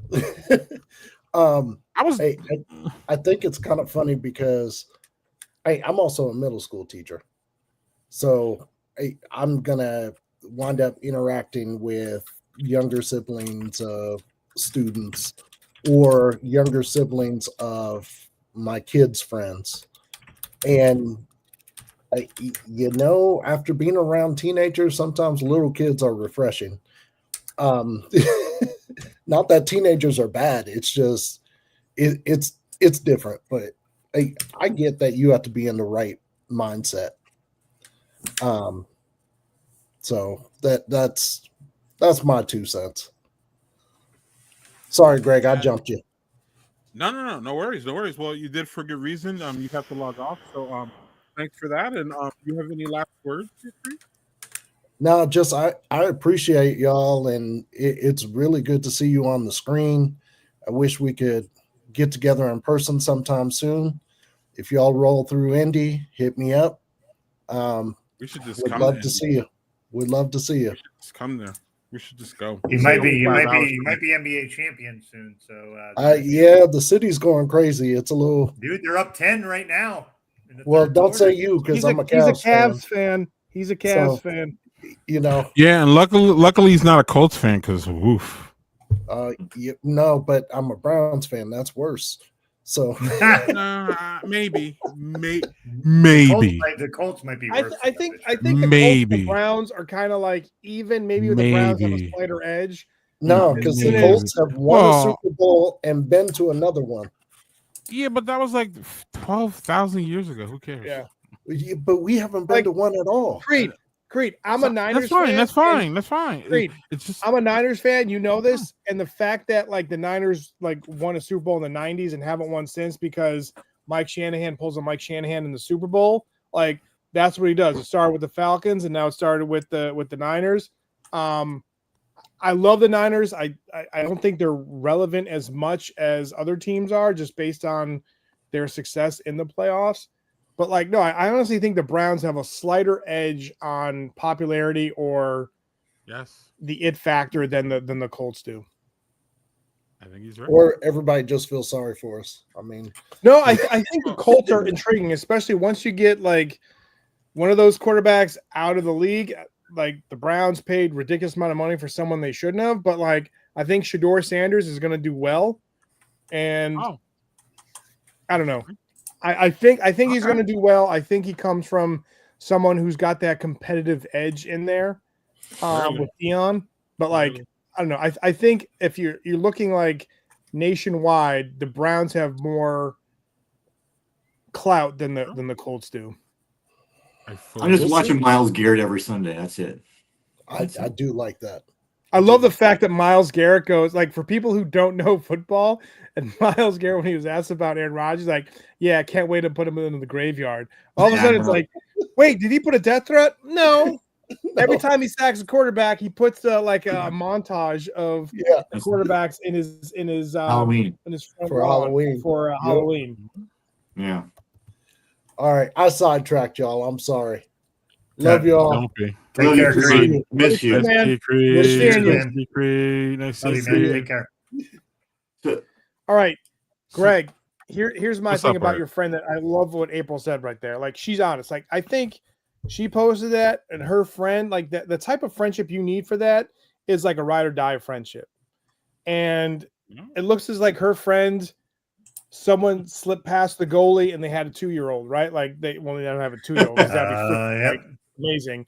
But like, where they're at in life, they have a 2-year-old, and it's like, hey, yeah, I'm not coming to that because I love you. You know, like, if you needed something that's life or death, I'll be there for you. But it's like, everyone has their own perspective on life. And the fact that, like, nowadays in like society, it's like you either with me or against me.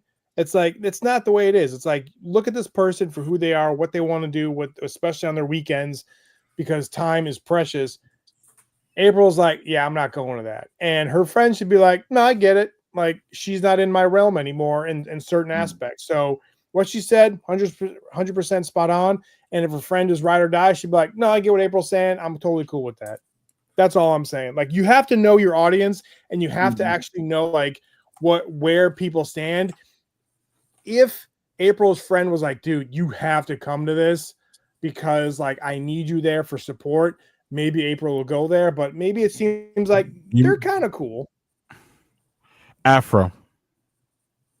So April Dove, the Afro beer chick, was the one who was doing that. So yeah. Yeah. It's Okay, my Afro. bad. No, it's okay. Yeah, but you point and stand. you probably yeah. But we got you though. Yes. Jason, I'm what's sorry. going I'm on? sorry. with I'm you? white. I'm sorry. I just baby think you're old. parties, baby parties, and little kid parties. That's a young person's game.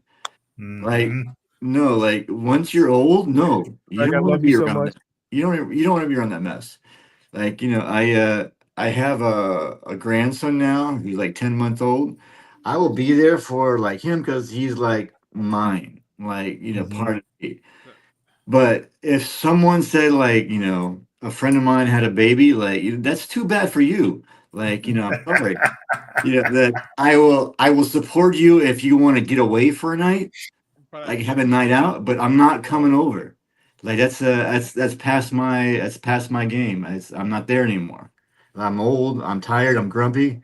I don't want to hear it. I don't want to be around it. I don't want a bunch of little kids, like, running around screaming and yelling. Like, my kids have conversations now. I don't need screaming. April, I'm so sorry. You can blame me. My bad. I apologize. No, don't Yeah. go. Don't go. She shouldn't go. And don't feel bad about it. Yeah. Wait. Hey, Victor. Victor. Also, hey, while Victor's here, I just want to say, like, especially with growth with Greg, you were talking about how people find their forums and like how they find their niche, right? I gotta say, like, Victor and Gil are great at fan dads, but I can't stress this enough, and I freaking love what Victor's doing in this whole like film reviewing space and just like movie industry and what he's doing and how he's connecting with people. It's amazing, and I love to see his hard work pay off and what he's doing and how and where his reach is getting. It's so damn awesome to see. So, Victor, freaking love what you're doing. April, I appreciate that it's okay. I love you. Thank you very much for understanding. I'm a few cocktails deep, so thank you very much. But Victor, love what you're doing, man. Yeah. Victor's been plugging for what now? 7, 8, 9, 10 years now. It's great what he's doing, man. Like, the stuff he's doing is great. Sorry, Jason. No, I'm sorry. I'm 3 beers in, and I have a 30% less hearing, so I'm not always sure when I'm cutting somebody off. So, like, Victor is a great, like, he's a perfect example of dad bloggers, of people who who got their like name in dad blogging and then transitioned into other things. And so he's doing a great job. Great at interviews. Great at the movie clips. Doing a fantastic job. His Some people TikTok is don't like amazing the as well. transitioning, but here at with you guys, we love it, so we're good. So spoken like a true sexy curmudgeon. Sexy. Sexy fan dad. You missed that part. Just gotta make sure. And speaking of someone who went to go get drinks, He's back. He went to go piss. He didn't get a drink. We're old. We got a drink. Look at that. We're all. Well, what we're are you all drinking? We're all old men now. He went to go take a piss. And Is that a came Bud back. Light? No, it's Blue Moon. Okay. Wait. It's not a Blue Moon until you put an orange in it. What are you doing? They didn't have any oranges, man. It's not a Blue Moon then. I don't know what you're drinking. That commercial told me as long as you're not putting an orange in there, it's not a Blue Moon. It's a Blue Moon once you put an orange in it. I've seen that repetitive commercial on ESPN while I'm working my fat ass out. What's going on? come on, man. 13 minutes and 6 seconds, Mike. That's how long. Blue Moon is my go-to airplane thing. Yeah, it's my go-to easy drink. I mean, can't go too far because one, it's like raining like crazy here, and two, it's like I would have been. I'd have been gone for like 40 minutes. Can we just say that I hope it rains like crazy for the entire tomorrow? Oh, me too. For obvious reasons. Oh, Doug, yeah. Doug, can you answer the question so we don't have to talk about that bullshit? Sure. What question was it? Sorry, my brain. Let's go. Man, look, it's a lot better when the world's crashing that I don't know about it. So thank you, Doug. Okay, so anyway, sorry. I'm one who's ignoring it. Doug, your reaction to the Afro Beer Chick thing. Oh, I listen, all my kids are adults, so like I will tell you, every time I'm out somewhere, I can appreciate that someone has a toddler. Having a toddler is difficult. The toddler phase was my absolute least favorite phase of parenthood. Doug, that's really nice, but address what ABC said. Sorry, I'm not even trying to. I'm getting there. Okay. I agree with her. Like, I'm not coming to that party. Why the fuck do I want to hear fucking toddlers running and screaming and like? Listen, I can appreciate that, and all I keep thinking is when I see people with toddlers, is being like, thank God I am not in that phase, and I just like there's something like, so I'm in complete agreement with her. I'll send you presents. Awesome. Doug, would you, if that was me, would you do that to me? Though, would you tell me that you're not coming because my toddler might be an asshole? Oh, it's not that they're an asshole; they're a toddler. Well, toddlers are assholes. Toddlers are toddlers are assholes. Listen, toddlers are assholes. We all know this, but that's why I said it. Like that's literally no. But would you tell me? Would you tell me to my face that is the reason, Doug, or would you make an excuse? No, no. I would tell you that, but I would tell it to you nicely. I would say it was you, not your Mike, kid. So Mike, Mike, it's you, not your kid. Your kid's fine. You suck. Your kid's fine. You suck. No, I'm kidding. Bringing you up to speed, Mike. I played a video that one of our good friends, Afro Beer Chicks, told her friend wasn't April that she wasn't that she told her friend that she was not going to attend her. Like her friend is the same age as her, and they have older kids, but somehow she ended up with a 2-year-old. And she got an invite to the 2-year-old's birthday party. And our friend Afro Beatrix said, I am not going to that. I will send you a gift. We're still friends, but I just don't do that. She literally says she'd rather be picking out a tequila with her tacos than going to her friend's party. So, with that being said, we are reacting to that. And do you have a comment to that, Mike? Sure. But I also have several questions. And one, does she have kids herself? Afro Beer Chick has older kids who are 25 and like out of the house and all that. She's earned every right to be like, fuck them kids. Okay, I mean, because she's raised kids. Is that what you're saying? She went through it herself. I mean, my kids are well out of the toddler phase. They're still kids. They're 13 and 9 now. But like, and I will stick to this day. I even said it when they were that age. I love my kids. Doesn't mean I love your kids. You know what I'm saying? But on the flip side of that, I've also seen plenty of articles and stuff like that where it's like to understand that all toddlers are assholes.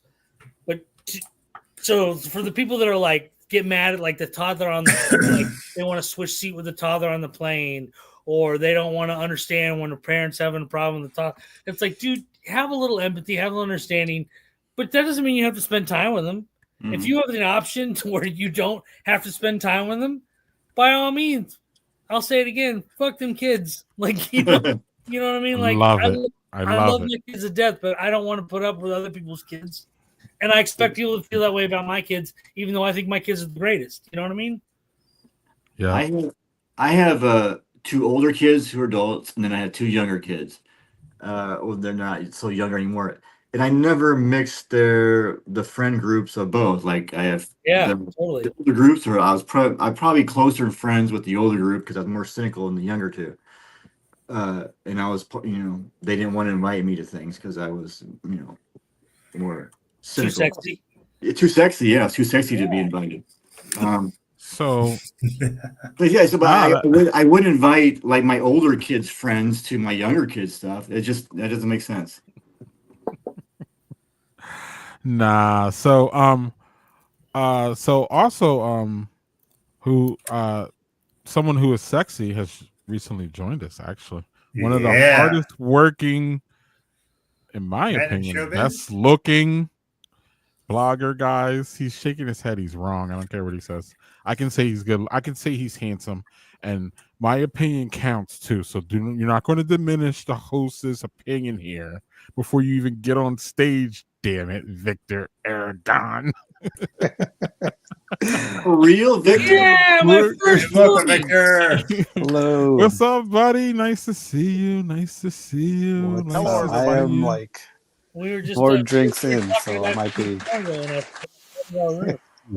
No, but thank you all for the kind words, man. Thank you. Yeah, what's up, Victor? What's going on, man? We've talked about the Dad 2.0, and I don't know if you've heard, you saw the whole Afro beer chick thing about small kids when you don't have small kids, and talked about parenting. But Victor, really, I guess I bet everybody wants to hear, with Dad 2 being 5 years, RIP.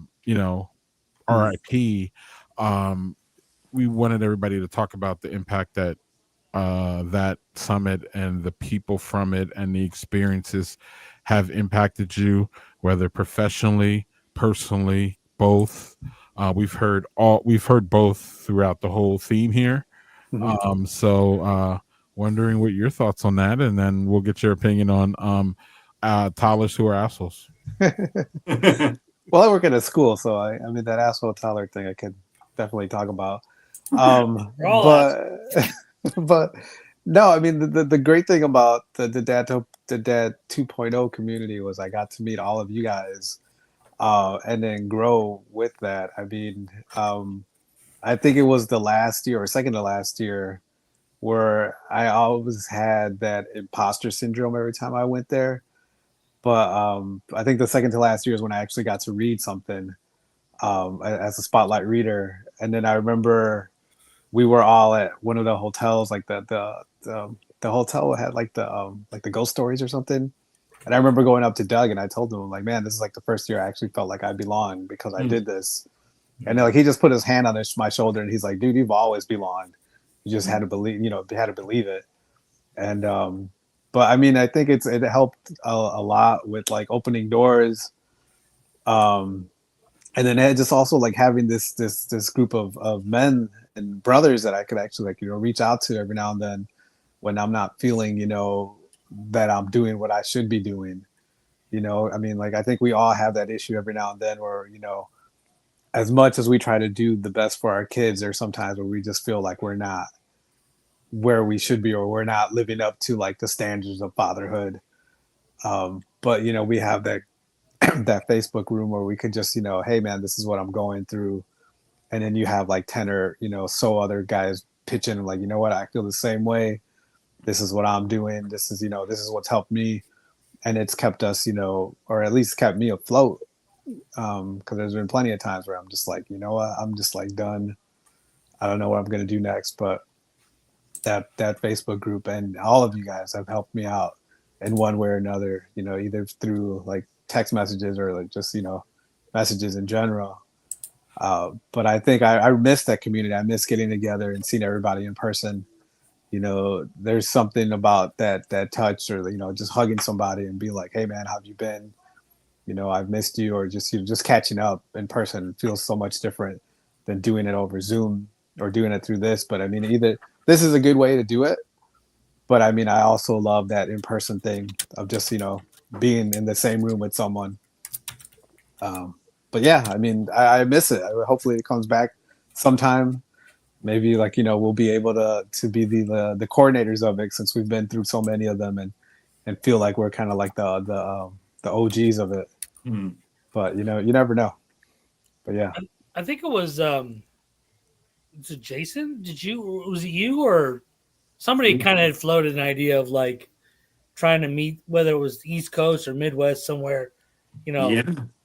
trying to get at least like, maybe once a year, or that would be awesome. Like tomorrow, maybe once every other year or something, just to get a few of the old, people back together, and I feel like kind of just kind of piggyback on what Victor was saying, it was the friendship. I mean, honestly, or Art even brought it up earlier, like, the writing stuff was cool, and the brand stuff was fun, and the dinners, that was but honestly, what I look forward to every year was like spotting like Victor in the lobby, or bumping into Jason, or getting that hug from somebody, or shaking hands with somebody you hadn't seen all year. You know what I mean? And it was just like, that was what it was. It was that 3 days of camaraderie.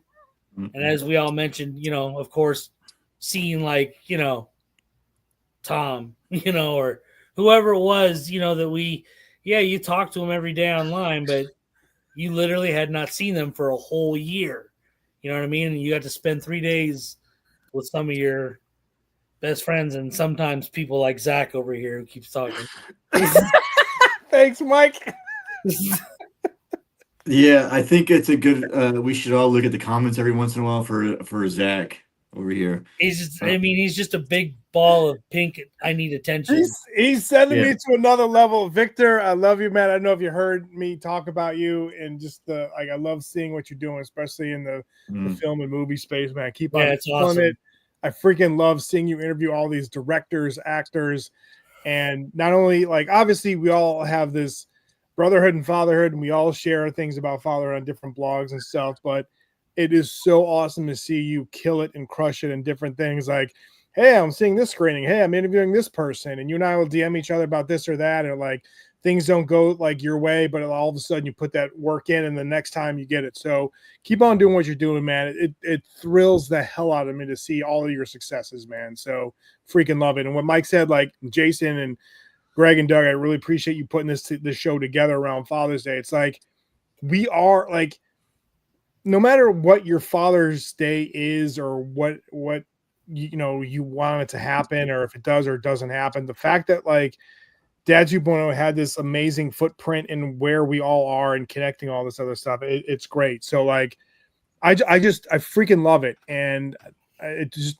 Greg, you always put a smile on my face when you're like, hey, do you want to like join a live stream? Like, hell yeah, I do. And all the different things that we've been through, whether it's physical, emotional, mental, whatever the case may be, we're all there for each other. And it's just, when you guys succeed in different things, like Greg, when you like, hey, I got this badge, or I get this certification in the beer industry, it's like freaking amazing to see. So like, I know I'm getting a little gushy and mushy here, but like, I just love the fact that we're still hanging on to these relationships and being there too. And it's just amazing. So love you guys. I'm still here. I'm hanging out. I'm not saying it's not my swan song saying goodnight. I know. Is he going somewhere? Where are you going? I can leave if you want. I'm a talker, as Jonathan said in the beginning of this live stream. What can I say? Well, if you're gonna go, but you gotta take Zach with you.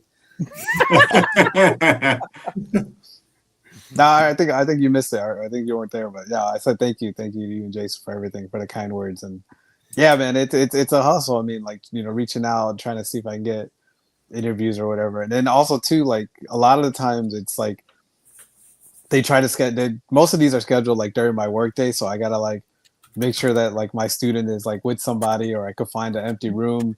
I think the last time one of the interviews I did was like from a broom closet, because it was like the only room I could find, and the lighting was off. And then like halfway through, like the security officer like walked like behind me while I was talking, and I'm just like, oh, I just gotta keep going. But yeah, man, I've been lucky. I've been lucky. I'm gonna say that with everything that I don't we've think been you've been doing. lucky, man. You're putting in that hard work. Just Oh, from you talking put in to the you, work, like dude. you're Yes. putting that stuff in, man. Like and you have to adjust to your schedule and how you do things. So just keep on kicking ass, man. Yeah, thank you. But talking about a-hole children, like I said, this past 2 weeks. Hey, Transition. What a Freaking love it. segue. speaking of What a assholes, segue. Such a Yeah. natural. Such a But natural. no, because like I know I normally work with like one student like throughout the year, but that student kind of left the school year early, so now I was like being floated the past couple weeks. So I worked with different levels, but yeah, some kids like, especially like You younger work with kids. different level of assholes, is what you're saying. Yes, some kids. I mean, even like in pre-K, man, they feel so entitled, and I'm like, dude, you haven't lived anything yet. Why are you behaving this way? But yeah, so it goes from all ages, man. I guess it just depends on the parents, how the parents are with them, because some of these kids, like I'm saying, in Okay. pre-K and kindergarten, think they're entitled to a lot of things, and I'm like, Okay, you need Rick, to but live something.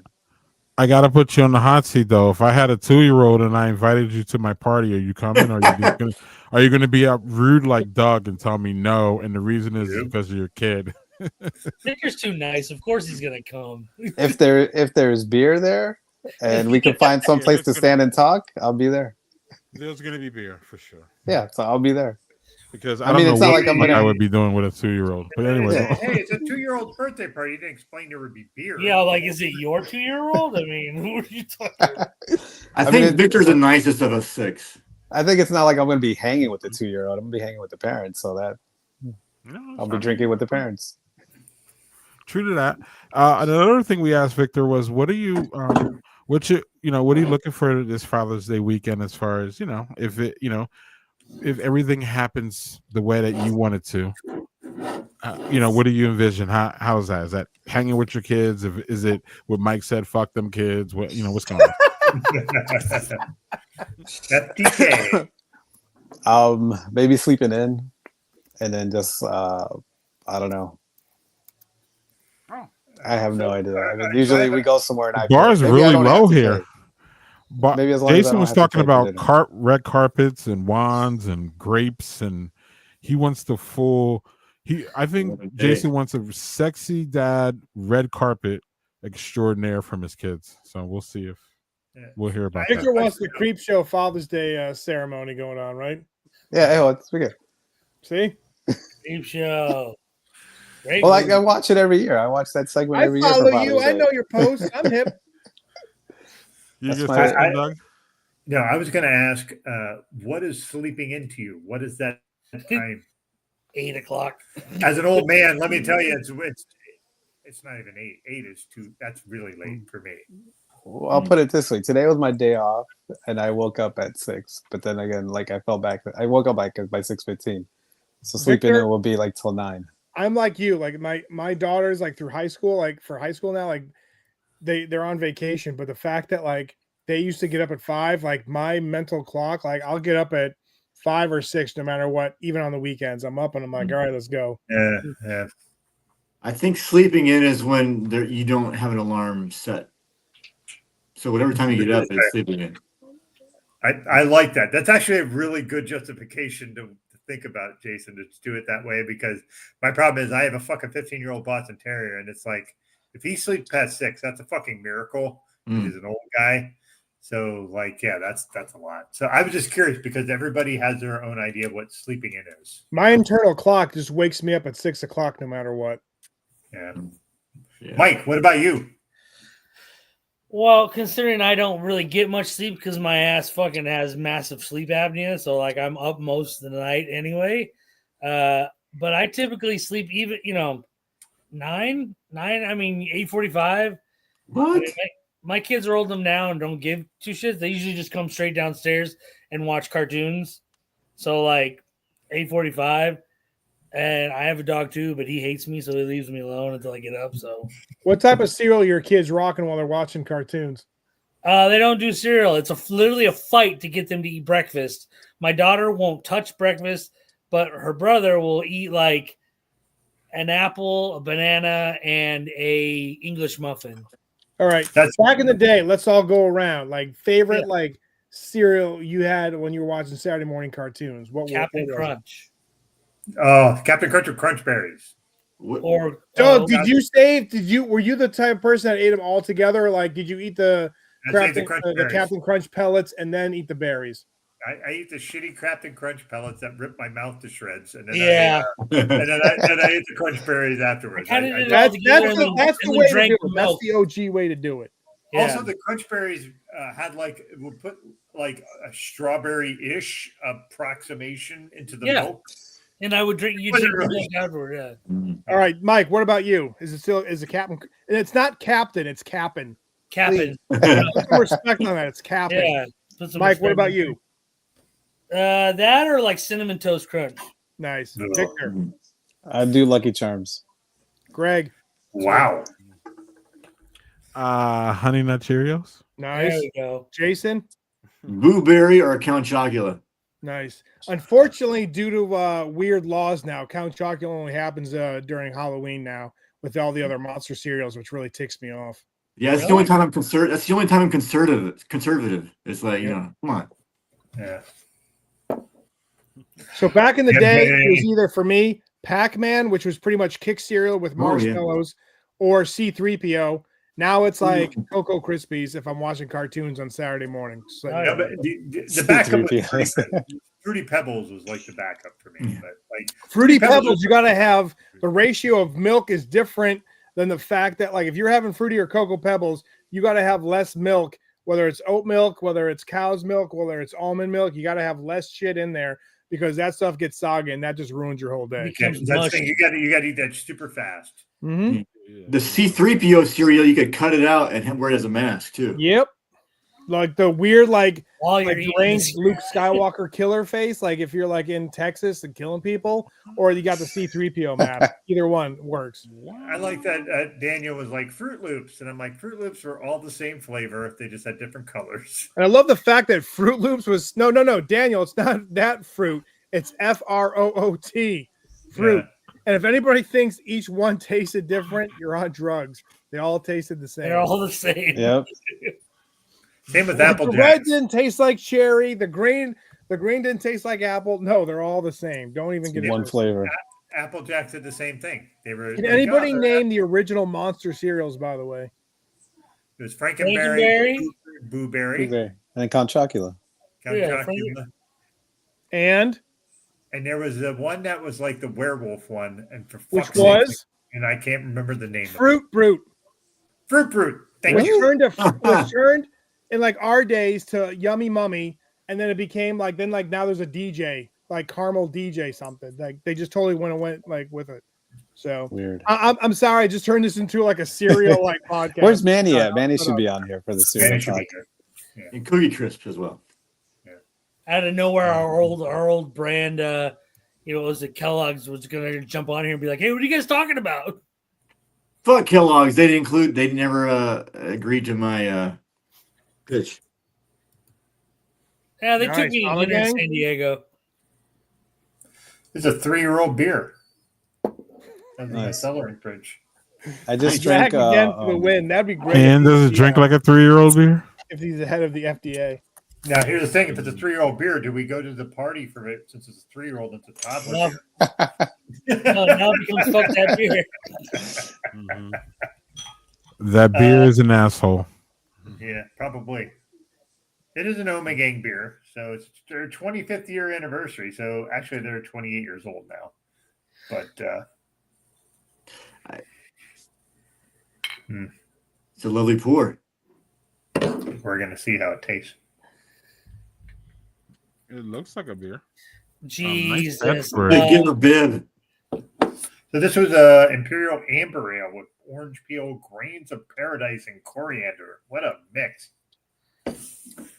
So I will say, seeing Victor and Art on here, I just want to say, like, it is great over the years seeing like guys take things to the next level, and both of your interviewing skills, they're great, and I enjoy watching it on TikTok and on your Instagram. So thank you very much. Good job, guys. Thank you.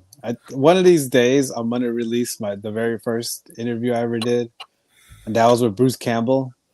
Oh, That was your first What a interview? first. What? Dude. How do you just drop that? What? It was at the local comic convention, and he was there to promote like some like game show that he was doing. And I got lucky to be like, hey, yeah, you can do the interview. But when it was my turn, I was so tongue tied and I couldn't talk that he just like put his hand on my shoulder, is like, all right, thanks, bud, and like pushed me to the side. So I have that recording somewhere, but I'm like, I don't know if it'll make the light of day. It's but tough now people because can hear it. He's like a cult classic, like movie, and like the actors love him, but like you can tell he's kind of like a pompous ass. Yeah. Yeah. Totally. I've heard stories about him. Yeah, but yeah, it was like that was the first time, so I was like so starstruck that. And then after Someone that, gives you a boomstick, you're gonna become a pompous ass. Oh yeah. Yeah. That's awesome, man. Hey, Doug. You had a question about parenting you wanted to ask these guys, right? Oh, now that we're 4 beers in. Yeah, 4 beers in. So Are you sure he remembers? No, there's a few that I had. That's why I asked. Yeah. Rapid fire. So was it the one about music? Is that what you wanted me to Nah, it was the one. Remember? Oh, I know what it is. Okay, let's go. Okay, how cool. has parenting changed for you as your kids have aged? Oof. Because for me, it's completely changed in so many ways. So I'm curious how it is for you folks. Well, hold on, Doug. Explain, please, so they get some context. Like, Yeah, 'cause you have older kids and all that. What's going on? Sure. So like when I was younger, I blogged about them. And then I stopped because I was like, they're at an age where I really need their consent to do that.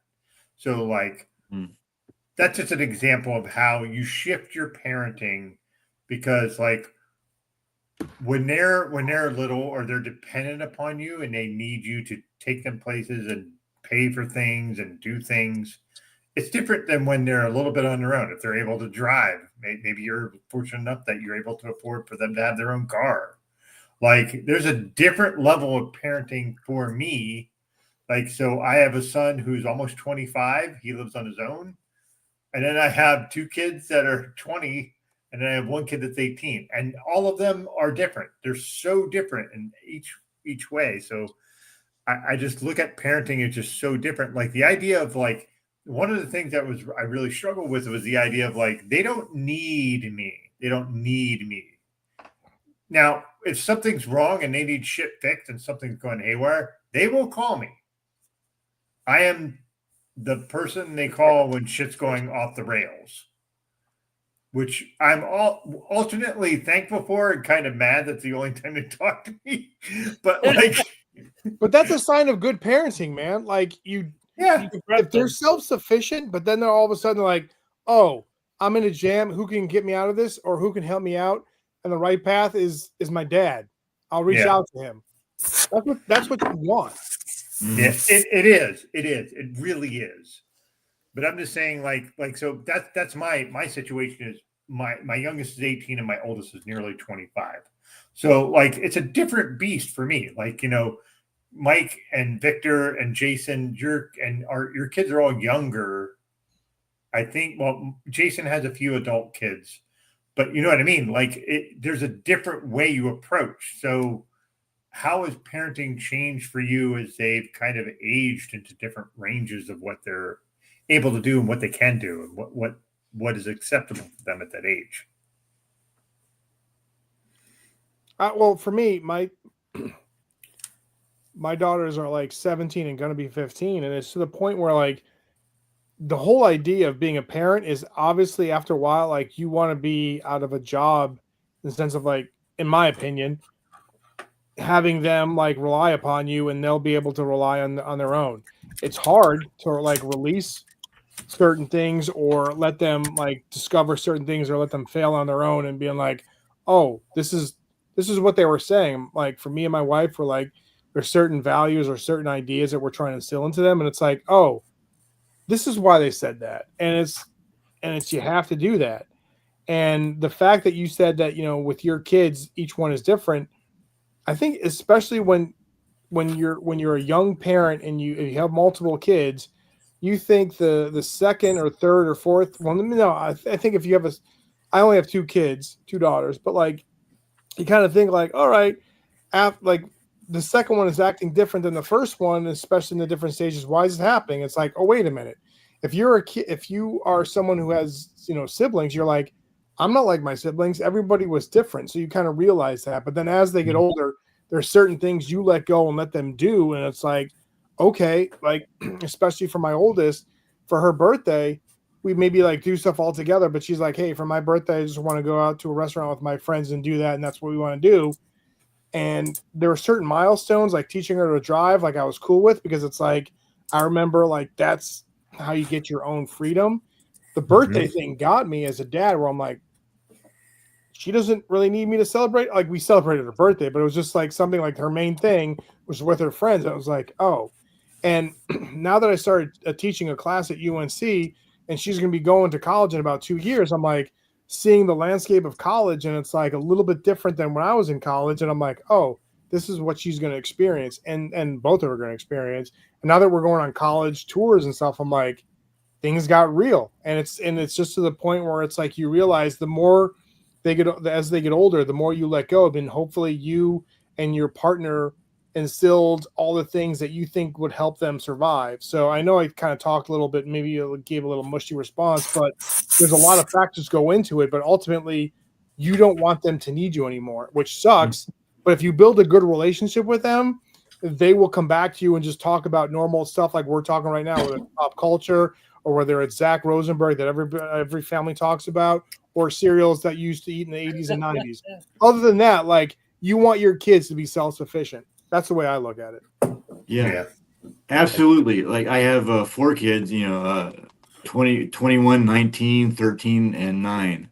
So like my older, I feel like I could write books on parenting adults, but I can't say anything about them because they don't want me to. And That's fair. Yeah, like my oldest is in the army, then my other one is 19, and from like really, I am there to listen, and that's it. Like the time, if they want Appreciate advice. what your son is doing, Jason, by the way. Oh, thank you, but it's like especially for him, it's just I'm just listening. That's it. I have no advice to give for the rest of his life. That's it. I'm just here to listen. I don't think that's true. I mean, I hear what you're saying, but I mean, you also have experience raising children, which he is now starting to do. Yeah. Right? Having a child of his own. Mhm. I kind of like think about I think a post. I feel like you said something. God, was it a month or 2 ago, about how you kind of similar on this, how you felt like you had nothing really like, or the way you saw him, and like it was something about you guys leaning over the car together. Yeah. And, like, felt like it was your little kid was back there. Yeah. I feel like you could be 80 years old and he can be, in his 50, whatever your age is. They're like, and you're still going to see him as your little kid. There's still going to be something you can still offer at different stages. Mhm. I think it just changes.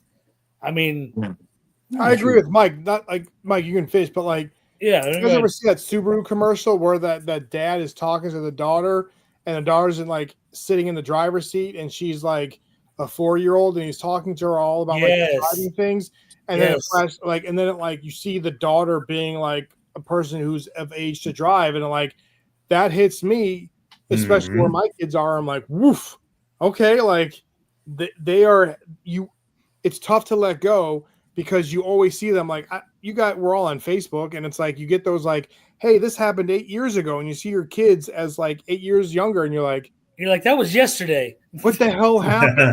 Yeah. I wrote an article about like how Facebook gives you a gut punch as a parent. You're like, wait, how long ago was that? Like that's insane. So sorry, Mike, I'll let you finish. Like I'm pretending I'm McConaughey. Absolutely, you're kind of exactly where I was going to go. Is like, I mean, that's a perfect example. I don't think there's at least a week that doesn't go by that I don't tear up at Facebook memories. I mean, at least once, a day. And it's like my son. So my son, he's just, he's almost 14, and we, I think my big struggle right now is learning, at least with him, because I've never, I'm not a girl that I know of, so so my daughter's, I know she's already a mystery, and every day is a new thing with her. But like raising a boy, raising a soon-to-be man, and not to put any of my shit on him or how I grew up, and that's the big struggle that like a lot of times when his mother and I talk about like the stupid shit he does, because he does is dumb shit right now, but that's totally normal. That's normal for the age. Right. And like that's been the hard part. And don't get me wrong, it's not like we're the best of friends or anything, but his mom and I we talk and we still try to like team and like, and she'll still she's actually been rather understanding with stuff and like, look, you gotta, I think you're holding on too tight to certain things. And like she comes at me like real, like actually, with good advice and stuff. And like I said, we're not like the best of friends or anything, but like she's been real cool about like sharing shit with me, that she's read a ton of books. She's way better about the stuff than I am, like reading books and articles and stuff. Like I kind of just fucking wing it. But like, I see myself the way I grew up, so self-sufficient because I had to, and I didn't realize till the other day. And she said, we're literally in the kitchen talking, and she said something to me that like, it was almost like a gut punch, but not on purpose. She was just trying to be like, hey, remember this. And I was like, hey, I was his age. I was making my own dinners. I was doing my own laundry. I was doing this. And she just put her hand on my shoulder. She goes, because you didn't have a childhood, homie. Mm. And I was like, she's like, he gets a childhood because he has both of us. Mm.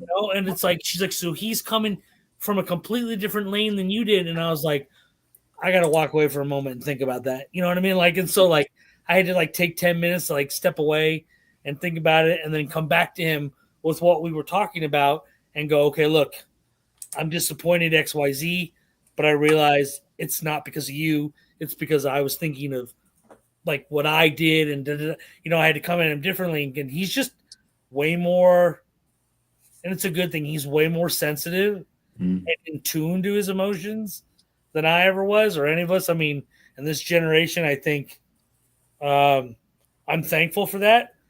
I'm thankful that he's growing up to be that kind of man already. Like he says, I feel a lot, or I think, or I'm this, or I'm sad about this, or I'm mad about that. Like shit. Like I never said that shit at his age. It was just you shove it down. You know what I mean? And it's like, no, Mike, I love what you said right there. And Yeah. the fact that each generation is different.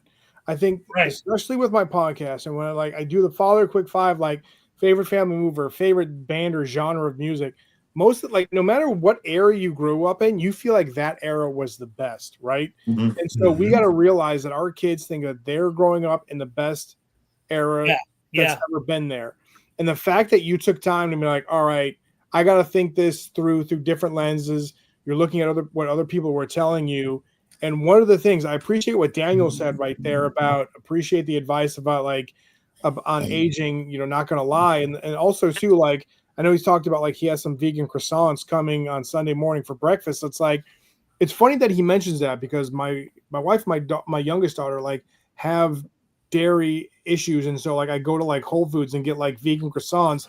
And it's funny to just put that, like there are some similarities in the different like fatherhood experiences, but the fact that like we got to realize that like I always hated, especially for me, and when guests would like say that they had younger kids, like, oh, what advice do you have if I'm raising daughters or sons that are getting through teenage years?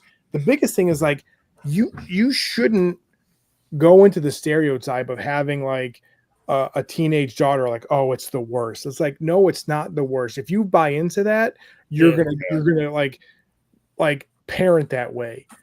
If you are in like, if you're a young parent listening to the stream and watching this on Father's Day or just whenever you watch this, and you have young kids, and if you actually care about what Roblox game they're playing or what Minecraft thing they're doing or what book they read or whatever the case may be, if you want to make sure that you're there for the rest of their life, you care about them because you want to show them that you love them by paying attention to what they're into. So especially for all these parents who are maybe listening to this who have younger kids, and certain things may seem like oh, like if they're having an issue with a friend in middle school or grade school, it's like, oh, it'll pass. Don't tell them it'll pass. Share some examples and experiences of when you had a hard time dealing with another friend, or when you moved to a new school and had to make new friends, and share that experience. And the more you can relate to them and care for them and show that you care about everything, what music they're into, what things that they're into socially, whatever the case may be, they will actually care about me. Oh, mom or dad cares about me because they're actually asking these questions. And the only reason I'm bringing this up is because Daniel said, I appreciate the advice of this. So if you communicate with them and listen to them and treat them not as friends, because people are I'm not going to treat them as a friend because they're my kids. Yeah, I get that. But show them respect and care about what they're into. And I think that will carry on through, because I think kids can sniff out people when they're being artificial. So just kind of go from there. Sorry, I kind of went a little long-winded, but I just kind of wanted to share that. Hey guys, I actually gotta go because we're gonna try to take advantage of this Friday the 13th tattoo thing. Enjoy that. Yeah, so before the time runs out, we're gonna try to go up there. But thanks for joining us, man. Yeah, I just want to say, I love you guys. I'm great. I'm happy that I got to see you for a couple minutes. Yes, head to toe. But hopefully, hopefully we can do something like this again soon. And if you guys are ever in Chicago, man, definitely hit me up, because I definitely try to. I know when Greg was in town, I was trying to get together with him, but we were just the times didn't work. But everything you guys are saying is spot on. I wish I could contribute more to this, but I think time. Something as a parent, you got things to do, so you gotta step out when you can. But again, thank you guys for the kind words. Thank you for Greg for doing this every week. And like I said, I love you guys, and hopefully one time we'll get together again soon. Yes. Cheers, sir. Victor. Happy Father's Day, man. All right, happy Father's Day to all. See you guys around. And then there were 5. Yeah, baby. Make it even serious. Make it last longer. This is good. Yeah, I also want to say I had to skip out because I'm 50 and I pee a lot, so I had to leave early. So I'm not sure what I missed in the last conversation, but I do feel like we're talking about you peeing. It should be, because I just had a prostate exam, and that's something that you all should do. But yes, did that last year. Yeah, get the glove treatment. You should, but well, I didn't have the glove treatment. I had the whole, hey, clear your whole system out, and then we're going to shove this tube up there, and we're going to make sure you're all good. So I had that. Oh, you gotta get the glove. You gotta get the gloved finger. You didn't feel it, Doug. Don't be so dramatic about it. I was out. I didn't feel anything. I was out. Right. I already know, because I did it myself. Yeah. The only thing I felt was all the times I'd sit in a toilet for fucking all that goddamn juice I had to drink. That was terrible. But yeah. But yes, but I was thinking how different I am from the first two, from the second two, and now that I'm an older dad, and my 13-year-old is probably more me than all of my other 4 kids. And so that's been interesting, but I don't have the energy for my 10-year-old that I did for when my 21-year-old was at that age. So yeah, but I do agree, like what Mike was saying, even as a kid, as they get older, till my son, even though he's doing all these crazy things in the Army, that I'll always be his dad, and I'll always be there for him, and always give whatever advice and he alluded to a conversation I had, I think, over Facebook, that he and I were both working on his truck together, and I was just using that opportunity to give a little fatherly advice here and there and have a bonding moment. But so it comes differently when they're older and out of the house, and you just sort of grasp on any moment that you can to have that sure. knowledge. But they don't have to. But when they're adults, they don't have to take it. When they're kids, you can force them to listen. As adults, they can do their own thing. Yeah. Doug, I just wanted to, Doug always doesn't give himself credit when he does actually come up with good questions. And that was an excellent one, buddy. No. I mean, I'm not good at taking compliments on any realm. No, and you're not Be fair even about good that. at giving yourself credit when you deserve the credit. So I'm just saying that was his question, and that was an excellent Maybe I don't question. deserve it. Art, well, you do deserve it. I'm telling you, Art. Damn it. Anyway, so Doug, or Art can relate because Art knows like some of the best questions are when you can ask them, and then the subject matter goes off for like 15 minutes.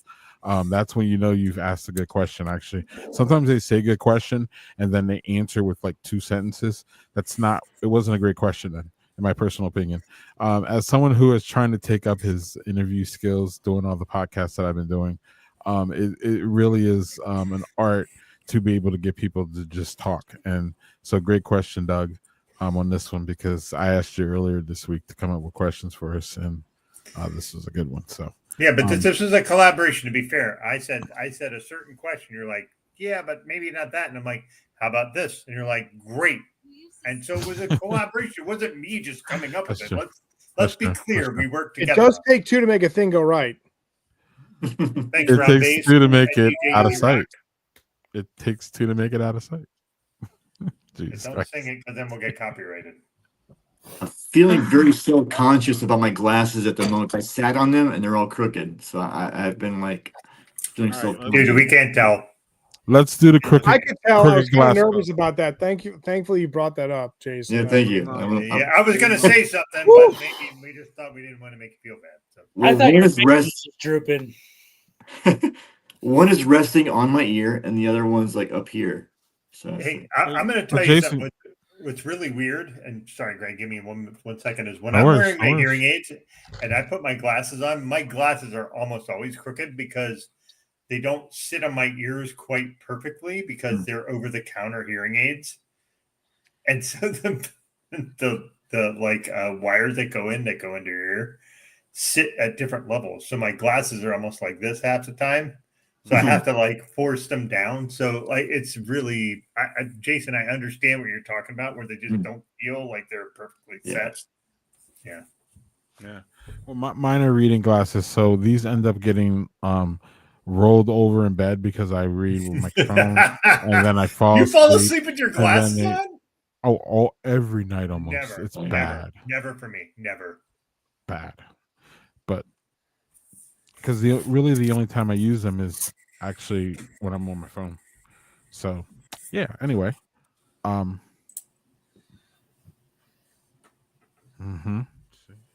like it. I don't know. There's a style to it, actually. I think. I try to tell myself. Anyway, y'all. So I have a question for Art. How do you get your guests to open up? Like, I'm sure you have like that's a good question. Series of questions that you go into ahead of time, and then I know you have to like go on the fly because if somebody says something, you have to switch into like, that's something that. How do you get a guest to open up? Buy them a few drinks. Tell them I love them. Can you make them have drinks? Yeah, right. No, I think the biggest thing is we have 2 ears and 1 mouth for a reason, right? Listen more, speak less, and just the idea of being a good listener. I think my wife and my daughters have said that to me. It's like, you're a good listener, and I think you kind of. I have questions, speed it out, and like especially if you listen to the podcast, the first 4 questions are definitely geared towards fatherhood. But then if there's other things that they bring up that might be tough, might be if they lost their spouse lost a child in utero or whatever the case may be, you kind of like apologize and say that it must have been a tough time, and I honestly really care about their response, and then just kind of go from there. Like the biggest thing is just being a good listener, and that like the art of fatherhood and the different fatherhood podcasts or spaces I've been in have made me become, I think, a better father because I'm listening and I'm learning more. Like I haven't published this yet, but there's I kind of share this right now. There's an author right here. His name is Ayman Ishmael, and we talked about fatherhood. We talked about raising kids in America, but also raising them through the Muslim faith and all that. And it was a really poignant book. I read it, and it's just the idea of listening. And his biggest fear was like living in America. His kids want to celebrate Christmas, but he wants to share different things. And I said, like, all of the things that he was thinking about and projecting on himself, I'm like, that just shows that he's a good dad, because he wants to make sure that legacy, not just like his name or himself, but like the legacy of his family and ancestors, all that kind of like go through his kids, is something that is not only imprinted in the book, but imprinted in our conversation. And the book comes out next month. But it was just the idea of like just listening and seeing what makes a person tick, and that to me, that makes a good interviewer. Like, started teaching a class at UNC about digital storytelling, and one of the things I always tell is like, people will see the guest list I have, and if I interview an author that maybe might not be well known, they're like, oh, you had so and so on your guest on your podcast, I'm probably not going to be that great. I'm like, no, everyone's got a story. The fact that you are belittling yourself, being like, oh, I'm not like this person. Like, everyone has a story, and everybody should listen to that person's story. And that's what, my wife and I try and instill in our kids. So just like try and be a good listener and like see where they're coming from. That's, for me, that's what I try and do. And anytime I have a guest, whether someone might be mega famous or someone just starting out and sharing their story on fatherhood. So that's where I try and be, and like listen to them and see where they want to go. Nice. Do you ever have a guest like? Do you ever have a guest like where? Sorry, you guys, but like, do you ever have a guest or you got information ahead of time? You're like, man, this does not seem interesting to me at all, but I'll go ahead and do it. And then like, would they win you over? Oh yeah, like I get pitched. I'm like, look at me. I get like, I'm just being, because you asked this honest question. I'm gonna give you an honest spot. Like, I get pitched a lot of like different things, and I'll look into the person just to make sure like I want them on my platform, because nowadays there are so many different pitches, and I'm like, you're coming to me with this person and this idea. I'm like, you obviously haven't checked out my podcast, because this is not where I want to go. Like, anytime if someone says to me like, hey, this person wants to make fatherhood great again, you're done. You're done to me. I'm not having you on my podcast. You're not anywhere. Whoever listening to this can take that politically any way you want. But I'm like, fatherhood has always been great. I think especially when Dad 2 started, there was a lot of things where like dads were put on a pedestal. Now it's kind of like we're put in the background again. And there were so many different things where people like, I had one advertiser say like, oh, if you're a mom, I definitely support your podcast, but you're a dad, so who cares? And I was just like, a lot of guys care. But two, I'm like, that's how you feel? All right, cool. That was like a year ago. No joke. I just got a thing. I got an invite for him to subscribe to his newsletter. I could have went the nasty route and being like, hey, I'm a dad. Why the hell would you want me to like do this? But I was just like, I didn't respond. I didn't do anything, because I'm like, okay, this person probably forgot about me. I don't care. But just the idea of there's going to be people who respect and like appreciate your viewpoint, and there are those other people that aren't, and those people aren't worth your time. So just kind of move on. All right. You ready for my question, Greg? All right. No, I was gonna say I'm not really that hard, but Jason, real quick, I'm sorry, Doug, is two things. Number one, I do a lot of research before I get onto my podcasts. So that gives me confidence talking about that person if I feel that person is, for lack of a better term, above me, if that makes sense. As far as knowledge or whatever they're doing. Research always helps, in my opinion. And also for me, it's a different art's in a different, I'm in a different realm where I'm generally the one reaching out to people to come on my podcast. So then I've pretty much, there's always something that really triggers me that this is going to be good. There's a uniqueness. Specifically, it's Wisconsin breweries is where I'm at now. So any brewery that I reach out to, like Art says, I've done my research on whether I should approach them or not. And part of that research is, why are they unique? Why are they, what stands them out? And as I said, I just interviewed someone 2 days ago that I've been going for 5 years on them, because it was just so, they're the only Wisconsin brewery that's a cooperative.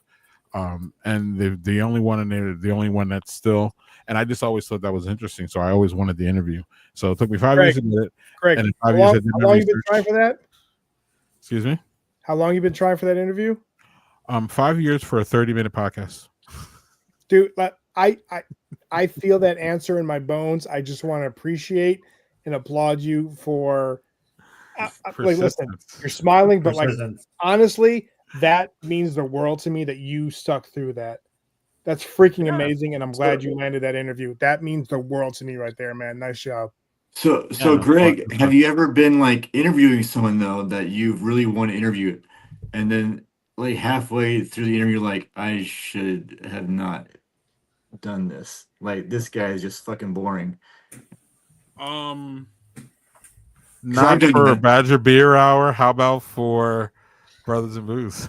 Anything, because I know I've been interviewed before. I'm like, I'm wasting my time talking to this person. I was like, oof. Yeah, Jason, we've had a few for Brothers and Booze. I will not name names. We will after party we can though. And I'm not going to say whether Doug or I booked these people. But it was a few times where it was just like, this isn't, and it's fine. It's fine. Especially on Brothers and Booze where we don't, this isn't serious. This isn't serious at all. So then it never really gets to the point. My Badger Beer Report, I would say it's more serious, but it's still both very mundane-ish things. So it's not really, and none of it is monetized at this point. So working that way for the Badger Beer stuff for sure. I don't know. Doug and I don't care. We don't put any effort into it. We kind of do this. No. Shut up. You guys put effort in it. You guys put effort in it. Don't. No. We don't put effort in the monetization part. Is what we're talking about. Art. Specifically that. So then when there's no money involved, it kind of just takes that edge off. If that makes sense, a little bit of the edge. Like, okay, if this doesn't go well, it doesn't go well. Whatever. Like so. I don't know. Jason, I'm kind of in that area where it doesn't really matter on some level. So then like it's just about like artists telling the story and just getting that word out, like especially in our case, they're coming on our platform, and for the most part, every single one of them has elevated our platform as opposed to take it down. So like even if the interview is meh, hey, it's why are they here? What was cool enough for them to spend an hour and a half talking about them, you know what I mean? So I don't know. I don't know. Even the quote worst interviews I've had were pretty good. It was like pizza. Yeah. See, I don't interview a lot of people anymore. I used to, but not anymore. But there are times where I'm like, I'm bored out of my mind talking to this person. But at least mine's all in, I'm writing it out. I'm not on, You're gonna have that, and I think we need to try challenge Mike to find an orange so he can put in his beer, so he can make it a blue moon, or we have him run to another store to get another type of beer. That's what I'm thinking. Right. And Doug, I hope you didn't forget your question. No, I did not. So my question is going to be for everybody, and here's the question: what compliment has your kids given you that really kind of made you realize I'm doing this right? Mike, I want to start with you. Oh, Jesus. Well, you haven't spoken up for a bit, so that's why I'm going to you first. I mean, my kids are very, like I said, my son and my daughter both are very forward with their like emotions. That's good. Awesome, which is awesome. So in something that their mom and I have cultivated here is like there's a lot of love, a lot of like constantly, constant I love yous, constant. Their big thing is always like, not just I love yous, but they'll always say like to both their mom and I, they'll be like, hey, you're the best dad ever or best mom ever, right? That's just like it's like a very easy thing, right? So you could go with that, but I mean, at the same time, I think it's not necessarily a compliment, but it'll be like questions they ask. Because sometimes you wonder if like they're like paying attention to the things you're showing them or teaching them and stuff. Mhm. And being that I'm such like a pop culture kind of nut and stuff, those are things that really mean a lot to me. So like when I think the other day, which this was totally hilarious because my son is the furthest thing from how I grew up in California, listening to the music I listened to or the movies, watching the movies I watched and kind of stuff like that.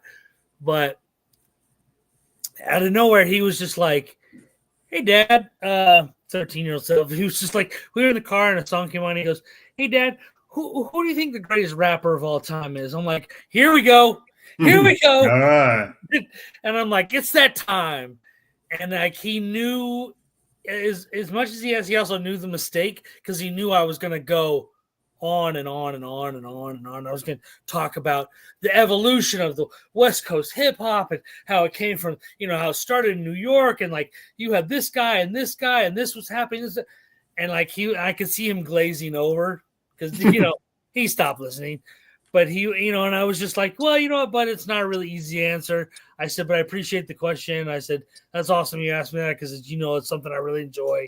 And, or he'll ask me like, the other day I introduced him and his sister, like, well, their mom and I been watching lately. We do movie nights on Saturdays. We try to watch stuff like from the 80s a lot recently to introduce them to that stuff. So we watched Ferris Bueller's Day Off. And so I introduced him to that, joked around with him how, like, because I always named him and on my blog posts and stuff, his name was Ferris because it was one of my favorite movies of all time. And so I told him, I go, hey, man, when I was writing, I talked about you every time I named you after this guy, and he goes, he goes, I'm nothing like this kid. And I go, I know. I was hoping you kind of grow up to be like him. You're not. And I go, but that's okay. But I go, trust me, it's okay because I don't need to be wondering where you are and what you're doing all the time. All the funny stuff. So, but he'll be like, he came up to me like a day after we watched it and he goes, hey, Dad, I really liked when like Principal Rooney said this, or it was really funny when Ferris did that. Like he'll bring it back up. So it's like it's the remembering. Like he knows that it means something to me. He may not necessarily care, but he'll bring it up. Or my daughter will say something funny, like, "Oh yeah, we watched that funny movie the other day, and like that girl said this or said that," and it's like, "Oh, they remembered," So it's like it's those kinds of things, and it's stuff like that, just kind of the questions or the man, even if just like when they ask, like, what was it like? What was whatever before the Civil War? Yeah, exactly. What was what was it like before electricity, Dad? Shit like that, So I don't know. I think those things mean more to me than like your kind of passerby compliments. You know what I'm saying? For sure. Jason, your idea? Yeah, so I was recently talking to my 19-year-old daughter about creating a dating profile for myself, and and, and her thoughts on what I should put on there was interesting, and it was just nice. It's like what I'm good at, like I'm a good listener, and I'm a nice guy. I'm a good dad, and so like things like that were suggested that I put on my dating profile that my 19-year-old daughter suggested, which was it was nice to hear. Like like I yeah, sure, I'd want to write them myself, but like to hear like that she agreed. But I agree with Mike that like it's not really the comments like that my 20-year-old son in the army can call me up and like just unload on me that I'm a person that he trusts to listen. So I don't need to hear like, oh, you're doing a great job, Dad.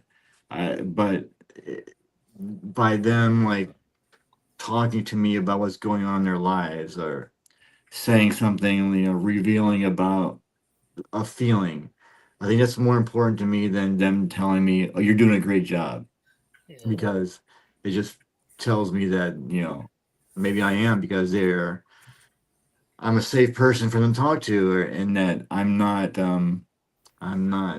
that old school dad that's gonna like dish out like some strong-armed advice that I'm willing to listen, and they could come to me with anything. So yeah, like it's so yeah. I don't hear a lot of like, oh, you're an amazing father, or all of this, but I do get just the day-to-day conversations, and every That's good day. shit, though. Yeah. Art for you, sir. Mike and Jason, those are great. I think the biggest thing is like your actions will kind of speak louder than words. Yeah. And I think having a great relationship with my daughters, and different relationships because of they're different people, and the stuff that we do that I do with each daughter is different. Whether it's talking, whether it's playing video games or watching sports, or talking about pop culture, what they're into is different things, or getting certain things that maybe my daughters and I will like joke about in like pop culture realm. But one of the biggest things my daughters have said to me and my wife, which I really appreciate, is they said, like, we want to end up with someone who resembles your relationship. And for me, that meant a lot. Just in the idea of like, oof, like when I heard that the first time, I was like, you can say whatever you want to say. You can tell them certain things, and especially raising daughters, I want to make sure that they are respected, and they have someone who treats them as an equal. And I try and do that with my wife. And so for them to say that, that means like, okay, cool. Like that to me means the world, especially when I'm raising daughters. Yeah. True. I'm in somewhat the same boat, Art. I've had 2 of my 4 kids say that they looked at how my relationship was with my wife and went, that is the kind of relationship I want to have. I want to have someone who's open and honest and willing to share their feelings and their ideas. And if they're going to say, well, I don't agree with that, you're willing to listen. Like I had my 2 middle kids both say that. And I was just like, that made me very proud that they were just seeing how I modeled my relationship with my wife, which listen, I have 4 kids. There is no relationship more important to me than my wife. None. Doesn't mean I don't love my kids. There is no more relationship more important than my wife and I. And the fact that they looked at that and went, I love how you guys are. I love how you show love to each other, and I want to make sure that I have the same sort of thing. So to me, that was the most complimentary thing my kids could have said. Listen, they could have said, hey, you're a good dad. Great. Listen, I don't doubt that I'm a decent father. But the idea that they went, I want to look at how you do your relationship, and I want to make sure that I look at my partner and going, I'm getting what I need from them. That just, yeah, that's my heart. Love that. Yeah. Greg, you? For the most part, until Doug ruined it. I heard mostly I heard from at least the 3 guys on top there, is that like I heard actions as opposed to more than words themselves. I heard y'all see different, things from, your kids. And you know what I mean? Those were the compliments that y'all drew from that. Jason and Doug both did share though that both their kids have been vocal and verbal, and Mike did too. But I feel Art and Mike got more of that, like those actions speak louder than words things. Yep. And I feel that Jason and Doug got, I feel y'all both got at the same time, just generalizing from what y'all saying, kind of both, because Doug, your kid said very, very nice, like pointed, meant to be compliments, whereas sometimes my point is that, like, I think a lot of parenting, there's these, it won't ever really be that way. For the most part, it'll just be actions and things that you have done as a father that you did well because the action is this, or the result of the action was this. And mine is kind of like that. Our oldest told us once that one of the biggest things that we did for him when he was coming up was to expose him to therapy. and how that has changed his life and how it changed the way he thought about a lot of things. Nice. And so that wasn't directly a compliment, but that was directly a compliment. I took it as. Yeah. Hell yeah. Totally. Yeah. So dude. then, you know what I mean? But he didn't, he was just sharing his feelings. He wasn't like trying to gas me up or anything. But it did gas me up, and it's good. It worked. Well, I think that shows a compliment on a lot of fronts. Yeah. One, it's your son's telling you like, thank you for breaking that stigma, right? People think in therapy still to this day that there's a stigma with therapy and stuff. And, so he's like that you showed him that it's okay to do that. And being that strong figure of, the father figure. If your dad says it's okay, I mean, even to this day, I mean, I can't speak to that because I didn't have a good relationship with my dad. But I would like to think that like my son, because we've talked a lot about it, and I've been very honest with him that like I've had years of therapy, and and I think that's helped a lot with his being very open about his feelings and stuff. And he had a therapist when he was younger, just because his preschool had one, and he kept seeing her after he got out of preschool, and it was like a mate, and so now to him he's like, it's totally normal, you know what I mean? So to introduce that to your kid, to have them be like, thank you for introducing that, I think that speaks volumes, dude. Yeah, I also wanted to speak to a little bit, how generally when Doug asked this question, compliment to me is generally verbal. So Sure. But y'all are teaching the world and us that it can definitely be like there's layers to this. Like you were saying, Mike, you know what I mean? It's just, compliments come in many forms. And I think I just grew up thinking it was just verbal. Like, Doug would say, hey, you're a good person to work with. That's a compliment. That's just there. But at the same time, the way that Doug acts towards me is bigger than anything Doug could say to me, if that makes sense. And that's a compliment too. Totally. So anyway, I'm done with my little rant, but it makes sense. It's great. And look, y'all saw how Doug and I worked tonight. Y'all literally saw it. So I'm trying to set shit up during the week. I'm the producer of the show. So ask Doug. I'm like setting up the media, all the shit, blah, blah, blah. I asked Doug earlier this week. I was like, Doug, do you have any questions? He had one. No, and we talked it through. But then we come to the fucking stream tonight, and Doug always has these questions that are like that develop during the stream. And Art, you can relate to this because I'm sure there's times where you come in with a prepared script, but you go off of that script, or even if you don't come in with a prepared script, I don't know how you work your thing, so I can't even speak to that. But I, for my beer stuff, come in with a prepared script because there's actually facts that I should know about the brewery and not sound like a fucking complete idiot. If you know what I mean. But the way that Doug and I's podcast works, where I do I wouldn't say some of the lifting, most of the lifting on like the research and most it's the right term. And then Doug will, when it's appropriate, Doug will do research and all that and know everything. But I come more prepared, and then Doug comes just off the record, and it just always works. And that's and that's something that we wouldn't script. It's something that I just take.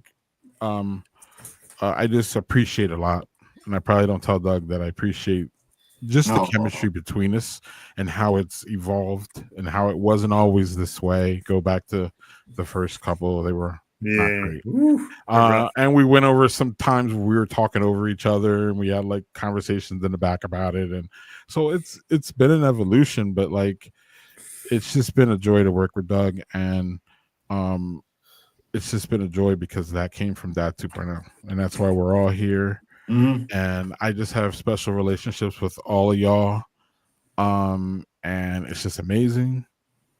And I don't know if y'all want to comment after that big love bomb. I think love bomb is all what Dad 2 is about. I know, right? Amen. Well, it wasn't all about that, actually. There was some. Cheers to that.